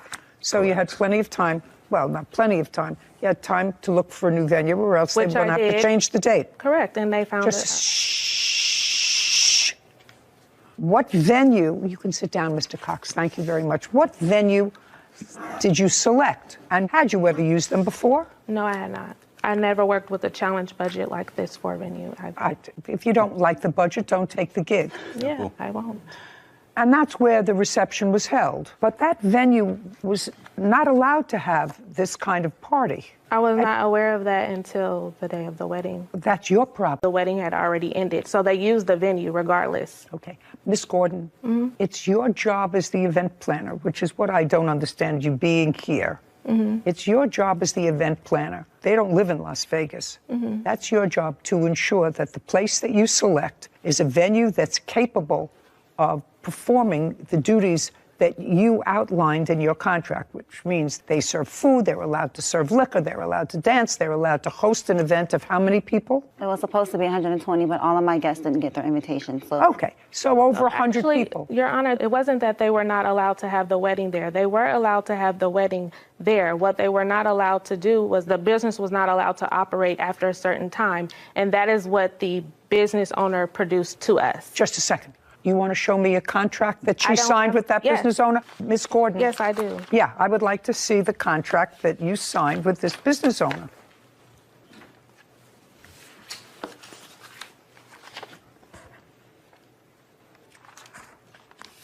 Sarah, just for my own information, would you look up this venue, please? Tell me what you find. Sure. Ms. Gordon, this space was a little less money than the previous space that you had selected. Correct. $500, $700? Yes, and that's because they were not providing all of the things that the original event place was providing. Was this event space that you booked at the end of the evening, I don't want to use the word raided, closed by the police? That's either a yes. Did the police arrive at this venue? Yes, they did. Okay. And what time did the police arrive at the venue? They arrived at 9:30. Is there a police report that anyone has? No. And how many parties have you done where police arrived at the end of an evening or during the course of an evening in the 2 years that you've been in Las Vegas? Never. And the police arrived at this wedding not because anybody was creating a disturbance, there weren't shots fired. Well, no, that is why. Wedding planner Tara Gordon claims her former clients, Beatrice Jackson and Nicholas Smith, owe for the balance of their wedding. Beatrice and Nicholas are countersuing for breach of contract. Okay, police arrived at this wedding not because anybody was creating a disturbance, there weren't shots fired.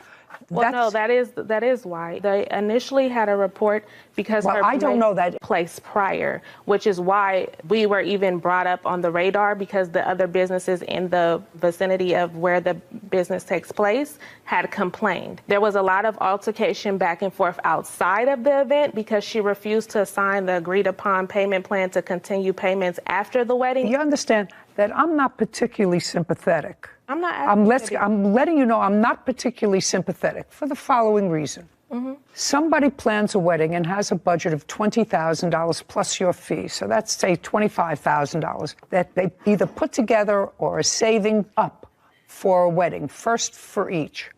A week before the wedding, something happens with the venue where the wedding could not be held at the venue of their choice. They're relying on an out-of-state wedding planner, that's you, to find a legitimate venue that is licensed to have an event. When they get to Las Vegas on the date of the wedding, you present them with a new contract. No, that is not true. Well, when did you have it incorrect? Just a second. When did you give them?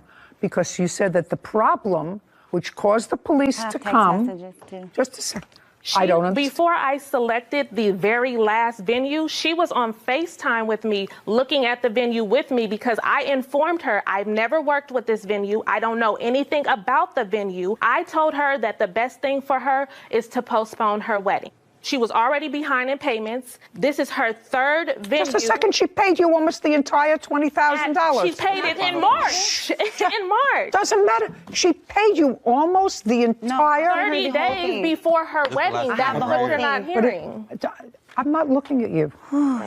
Before her wedding, she paid you almost the entire amount of the $20,000 that she originally gave you as a budget before the wedding. If you look at the contract, it says that you're going to make monthly payments so that we can adequately plan your wedding. You booked me back in 2021, almost a year before your wedding. The wedding was to be planned over the course of that year. The initial venue that I have worked with that I know is reputable, she ended up not paying the deposit on time, so they had to move forward with another date. After that, I didn't get any payments from her until March when she got her tax return. And then at that time, I was forced with less than 60 days to try to find another venue, in which I did, which was our event space. And then a pipe busted in that event space. And then I was forced to find another venue for her. I told her back in January, the top of the year, you need to postpone your wedding. Before invitations went out, before of all of that, when she was having troubles with her payment plan, I advised her as a professional. I think you're trying to talk over me.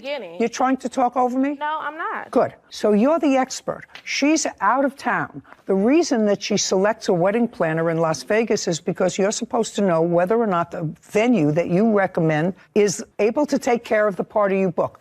You may say to her, I don't uncross. You may say to her, I don't know anything about the venue, but that's your job. You're supposed to know about the venue. When I told her in the first place that she needed to postpone her wedding, that was my professional advice. No, that's not what she hired you for, to tell you to postpone her wedding. She hired you to plan her wedding, not to give her advice whether or not. You're trying to talk over me. That doesn't happen. That doesn't happen.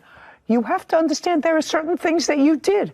Okay. You got out the invitations. That's a great thing. I assume you got a DJ. That's great. All of those things. The wedding itself, to me, was problematic. If my wedding ended with the police coming to the venue, and it turned out that the venue was one where you weren't allowed to have that kind of an event, I would be annoyed at the wedding. They were allowed to have a wedding. No, they weren't. The police officer. The contract clearly states that. I don't care what it states. That's not what the police officer said. And you know because you have a police I don't report, care what you it spoke to them? No, I don't you care what it reported states. You started to tell me before that the reason the police came there is because there was an altercation about you giving her another contract on that date, and there were words outside, and people were complaining, other people who were in the area. That's not what I said. What did you say? The night before her wedding, I explained to her. I want to know what's happened on the date of the wedding. Just a second. Can you let me finish so I can articulate? I want you to go because I have a limited amount of time and I'm getting very old. I thought what you said to me, and you're going to read this back, is that the reason the police were drawn to the venue is because of the arguments outside. Correct. Let's read that That's back. what I just said. That was on the date of the wedding. Correct. You got married, and you're happy, and you had people at the wedding. You got a free wedding. And you $20,000. You're almost done. Do you understand? You're almost finished. Go ahead. We were brought up on the radar because the other businesses in the vicinity where the event took place had complained. There was a lot of altercation back and forth outside of the event because she didn't agree to sign the payment plan. Okay. So the reason that second contract. No, that's not the contract we were having an altercation about. That's what I'm trying to Oh, just a second. On the day of the wedding, Miss Gordon, did you present her with a new contract to sign? That's either a yes or a no. I did, but not for the venue. That's It's not for the venue. I didn't say it was for the venue. Yes. On the day of her wedding, did you present her with a new contract? The answer is yes. Yes. You said you had discussed that with her the night before? Correct. And uncross. Oh, sorry. And the night before, did she agree to sign? Yes, she Just a did. second. A new contract? Yes, she did. Okay. And the new contract provided for what? The new contract that she was supposed to sign provided for what? Provided for the remainder balance of the $23,681 that her wedding actually cost. Because she had only paid $19,000. You have the sheet, so I don't have the exact number. $19,356.57. Correct. So since she had only paid that amount and the total expenses for her wedding were $23,681. So the night before she agreed to make a payment plan with me to extend her payments beyond her wedding date to pay off this remaining balance. And is that what she agreed to on the phone? Is that what you're saying to me? Correct. She agreed with She you agreed on... She agreed on the phone to pay you the additional $3,500 or $4,000, and she agreed to pay it over time. Correct. And that was Friday night. Correct. And then she got to the wedding. Correct. And at what point did you present her with the new contract? At what point in the event? Upon her arrival to the reception venue. Now, what happened when you got to the reception venue? You'd already gotten through the ceremony, so you're already married. What time did you get to reception? So the reception was supposed to start at 5. It was supposed to start at 5, but when we got there, she wasn't even done decorating. All of my family stayed outside for another hour, including my grandmother, my grandpa. We waited in cars. Okay. Said it was supposed to start at 5. At 5. This venue that I have here someplace, you have it? I think it was supposed to start at 5:30 and end at 10:30 per the contract. Okay. Thank you. Was it supposed to start at 5:30? Yes. What happened at 5:30, Miss Gordon? I presented her with the contract, and then she refused to sign it. Her guests were waiting outside because she was refusing to sign it. When she refused to sign it, because our agreement was she was going to sign the agreement before we started the reception. When she said that she did not want to start the reception, I responded and I said, we will pack all of this up and my staff and I will leave because now we're not being paid for our services. What time did the police arrive? And my evening ended by the police having my guests leave. Furious.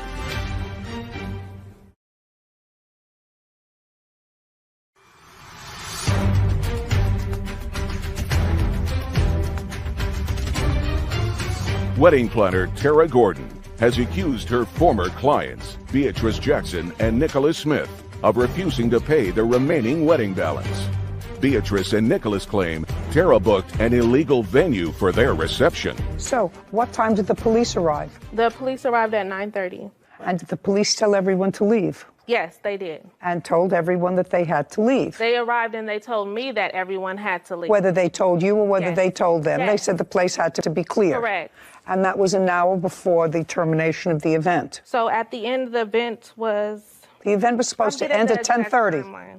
Police arrived at 9:30. That's according to you. That's an hour short of the event time she was supposed to have at the venue. So the event was supposed to end at 9:30. This is her timeline of events that was supposed to take place. This is the contract. That's the time that I have the venue too. I have to clean up. The agreed upon timeline is here. The wedding was supposed to end at 9:30, giving me an hour to clean up. I'll take a look at what you have. I'm just telling you that this is the signed contract. That's signed between me and the venue because they were giving me an extra hour to clean up. That doesn't say that in here. Because I booked it for a timeline. I booked it from 5:30 to 10:30. I outlined everything that takes place. It ended at the last song of the night was at 9:30. And she went through the last song. We made it through the last song of the night on time. Could I take a look at that? I just can't wait till it's my turn. Well, the last song of the night was supposed to start at 9:30. Yes, and it started earlier because we made it through and she was done dancing. And by the time the police came, it was just mingling and dancing going on. So she had made it through her entire wedding reception is what I'm trying to state. Yes, Mr. Cox. Please. Hey, Your Honor, I'm back. That's not true. The police actually came at 9 o'clock and... Were you there? I was the DJ. You were the DJ? Yes, ma'am. Oh. That didn't get paid. Don't. Oh, he got don't. paid. He got paid. Speak.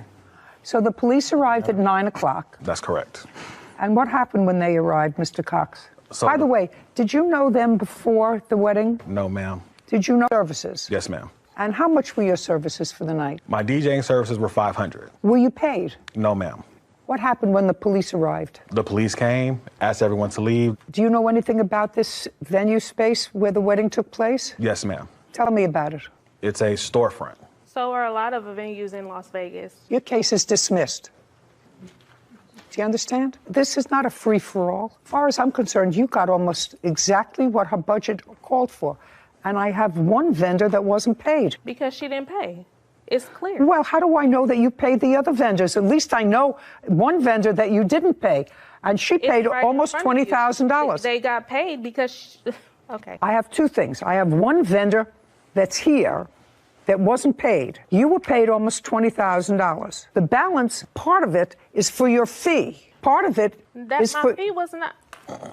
Are you saying that part of this money that you're suing for, this $4,000, was not part of your fee? The $4,000 that I'm suing for is part of my fee. Of course, that's what I said. So part of that money was for your fee, and part of it was for vendors. I have one vendor here who says he wasn't paid. Well, I have receipts from other vendors if you like to see.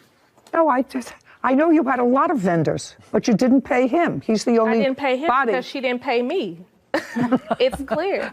She didn't pay me enough money to pay her venue. I have here proof of how much every item in her wedding cost, which exceeded the $19,000 that she paid. Clearly, she owes more money. That's the facts of the matter. She owes more money to She's what her wedding cost. She's countersuing you for ruining her wedding because you booked it at a venue that wasn't allowed to have a wedding. She's got a counterclaim for far more than your claim. Bottom line is, she picked a wedding planner, she picked a venue, she tacitly approved this change of venue. Both of you had to at the last minute, but you did that relying on the wedding planner to find a venue that was capable to hold the event, and it wasn't. It wasn't. That's your job. Your job is to find an appropriate place so that the police don't raid a wedding a half hour before it's over. That's not the way a wedding is supposed to end. So what I want you to tell me is you're suing her for $4,300. How much of that $4,300 is your fee? $2,000. And you didn't pay him? No. So that's $24 minus $500. You didn't pay him because you have to pay him. I pay him. Part of it was to pay him. I'm deducting it. Okay. I'm not paying you for your fee. You booked the wrong space for your fee. So far, I have $18.25. Other than the DJ, who else? Mr. Cox, could you stand up, please? You seem to want to tell me something, and since you didn't know either one of these parties, I'm going to let you tell me. Do you know any other vendor other than you who wasn't paid? The bartender also was not paid. Bartender. That's correct. Which is his wife. That's correct. I don't care whether it was his wife or not, it was the bartender. Right, but what I'm saying was the bar was included. How much were you supposed to pay the bartender? The bar and the bartender came with him. He offered to do the bar and to DJ because his pipe busted. So what I'm saying is, he said, I'll bring my bar and I'll do a cash bar, meaning that's because a bar you can't have for $500. So Right, we'll but do he a was cash doing a bar. cash- correct. Did you do a cash bar? Yes, ma'am, I did. Okay. So you made some money off the cash bar? Yes, ma'am. Yes, of course. Got it. Now you can sit. So what you paid him was $500 for both. And $150 for the bar. $650 total. That's what he charged them outside of the wedding. This is a very easy case for me. You were paid almost $20,000. I wasn't paid anything. I was paid $2,000. And I would feel doubly furious if on the day of my wedding, as a new bride of an hour, the event planner said to me, you can't go in unless you sign this contract modifying our first contract. The contract was not to modify. Your case is the dismissed. contract. We're done. Okay. This court is adjourned. So you counterclaim.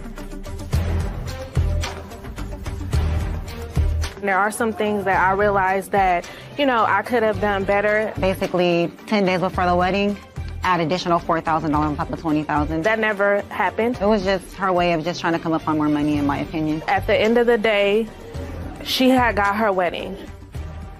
I'm actually sometimes surprised at professionals like this woman, who is an event planner, has a reputation. She was almost fully compensated for this event. And the wedding was, if it were my wedding, I would say, it's ruined by having a police shut it down. We had a wedding a month ago. What would you think if the police showed? You would not be happy if you paid any amount of money to a professional and had that happen. I really thought it was outrageous. The whole thing was just tacky, waiting outside the venue when she got there from the ceremony, and before she could go in, she had to sign the contract. That's really not what you do as a professional. Bad business. Bad business. Belongings.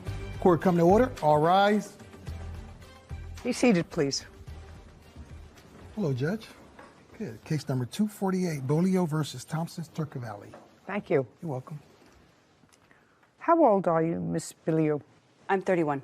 You have 2 kids? I have 3 children. 3. How old are they? I have a 10-year-old daughter and 2 sons that are 4 and 5. What kind of work do you do? I stay at home with my children. And how long have you been staying at home? Since my first son was born. So for 5 years? Yep, my first son. And what had you done before? Housekeeping, and while I was pregnant with both my sons, I did do beet harvest. There came a time, sometime, I think, was it last year, that you needed a place to stay. Yes. 2021. Yep.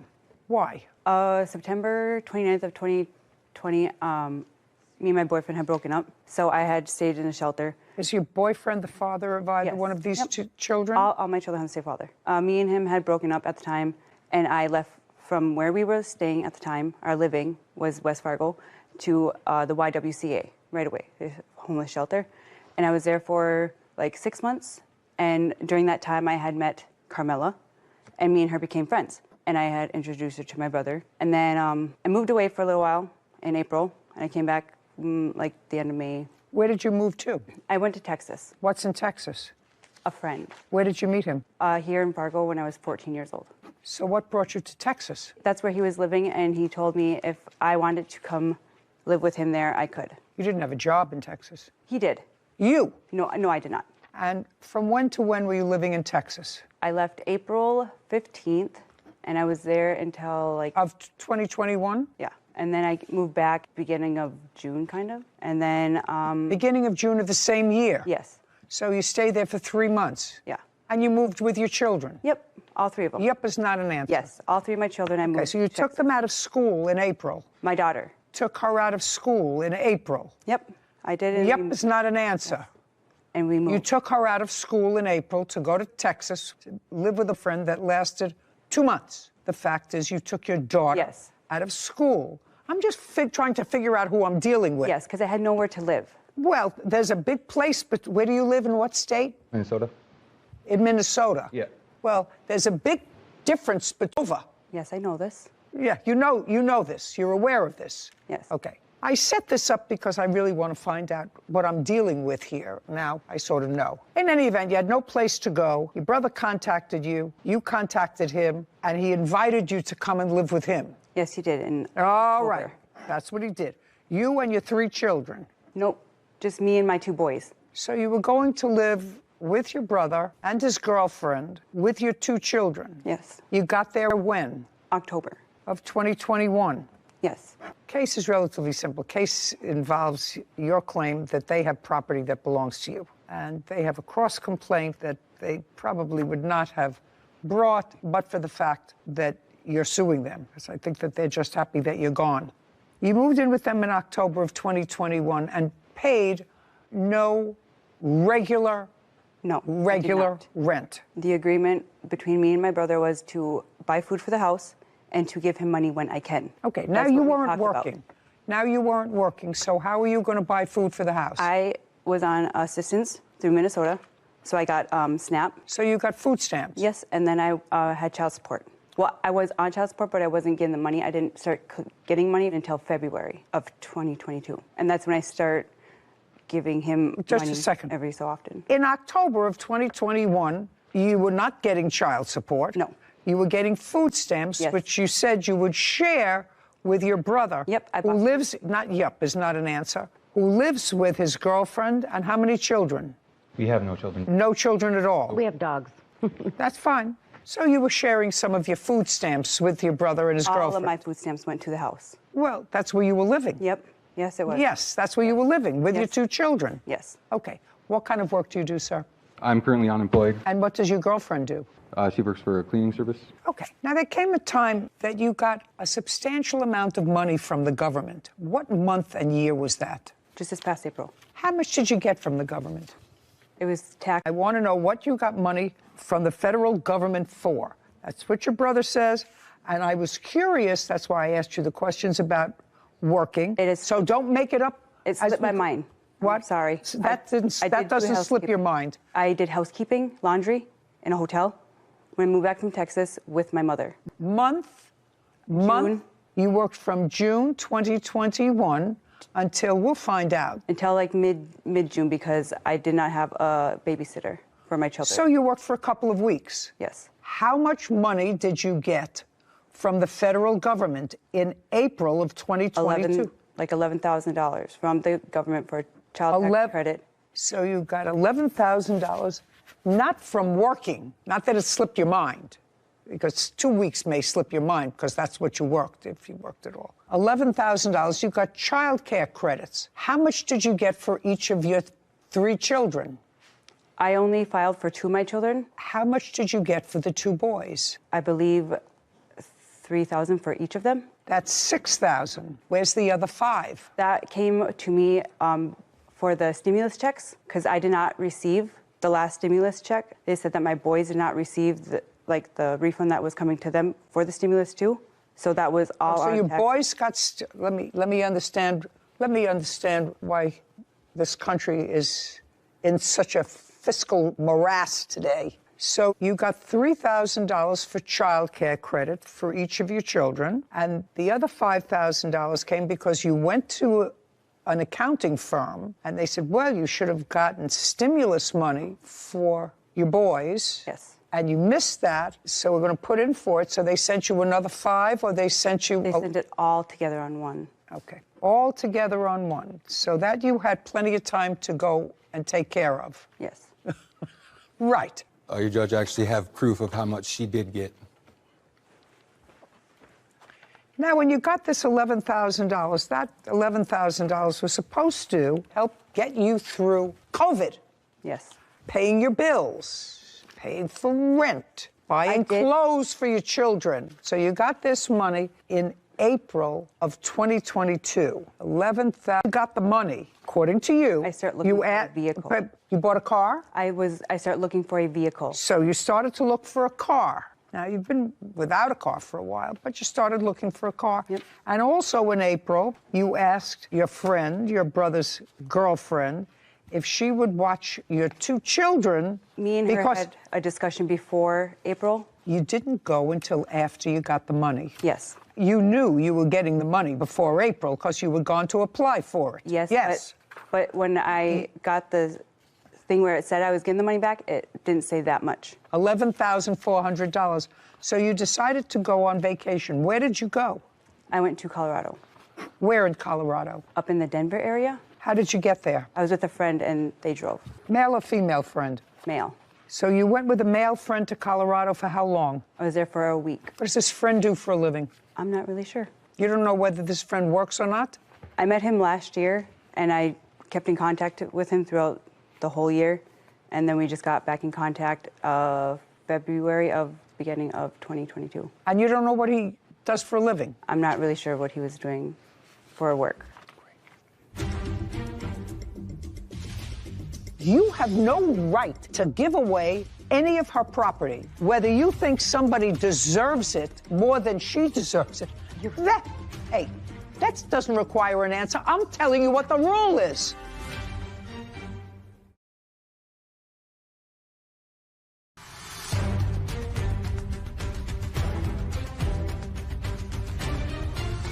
Alyssa Bolio claims her brother, Jordan Thompson, and his girlfriend, Carmela Turturelli, owe for the value of her personal belongings. Okay, so you went away for a week, and according to what I read, you made arrangements with your friend, your brother's girlfriend, to take care of your 2 children, and you agreed to pay her $400 for the week. Yes. And then you went away for the week in April. Did you come back after a week? Yes, I did. On what date did you return?